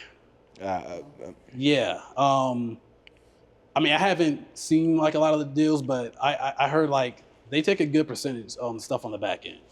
And just that's what they do though, because they handle the marketing. Like they handle all the stuff that you're not doing. So they deserve it. I'm not gonna say they don't, but when you do those deals, you want to make sure you're reading the fine print to understand exactly what you're getting on the back end. Both have their advantages and challenges, and we often use both. Did I just go back? I did. Did I go back? Oh, I don't think you did. No. Audience engagement, social media, community interactions. Like I said, that all goes with marketing. Monetization strategies. Let's say there's a film I want to make, and some of the main characters are like struggling with like sobriety or whatever. So I want to make connections with non-alcoholic beverage companies to see if I can maybe become a sponsor or something like that, where they could become a sponsor of the film because of the subject matter. That is something you want to touch on, like you can think about doing. And honestly, we think these people are inaccessible, but a lot of the people who are in these higher places are easily accessible if you just talk to them. Most of my clientele, whether it's in film or on the legal side, has been me doing what's called cold emailing and cold calling. Just reaching out, saying, hey, I do this, I'm looking for this, and they sometimes get back to me. So, but again, it goes to the type of person you are, if you feel like even putting yourself through all of that to do it. And of course, the film festivals give you, awards and recognition. Conclusion, whew, got there. Bro, you ran to that. Man was sprinting to it. Yeah, this just goes over everything we already talked about. Just sums it all up. So, any last thoughts that you want to give on the film journey as we come to a close for this poll? Oh, so much, man. So much. This is just a very, very basic overview of the whole process. We're going to be doing more workshops that like really go in depth. So really my only thought is if you want to know like more in depth about anything particular, then just be on the lookout for our particular workshop, because we're going to start really breaking all of these down and like really going into them. But yeah, and I wanted to do this workshop just to give you a glimpse into how it really, because And again, I don't think it's wrong to pick up a camera and start making a movie. Just because we say it's low quality doesn't mean you shouldn't do it. Like, do it. Make a movie on your phone, make a movie on whatever camera you have, whether you have mics or not. If you have an idea, go out and do it. But if you want to do it on a high level, but still be on a budget, these are the steps you can take and make high quality stuff without having to have $5,000 or $10,000 to do it.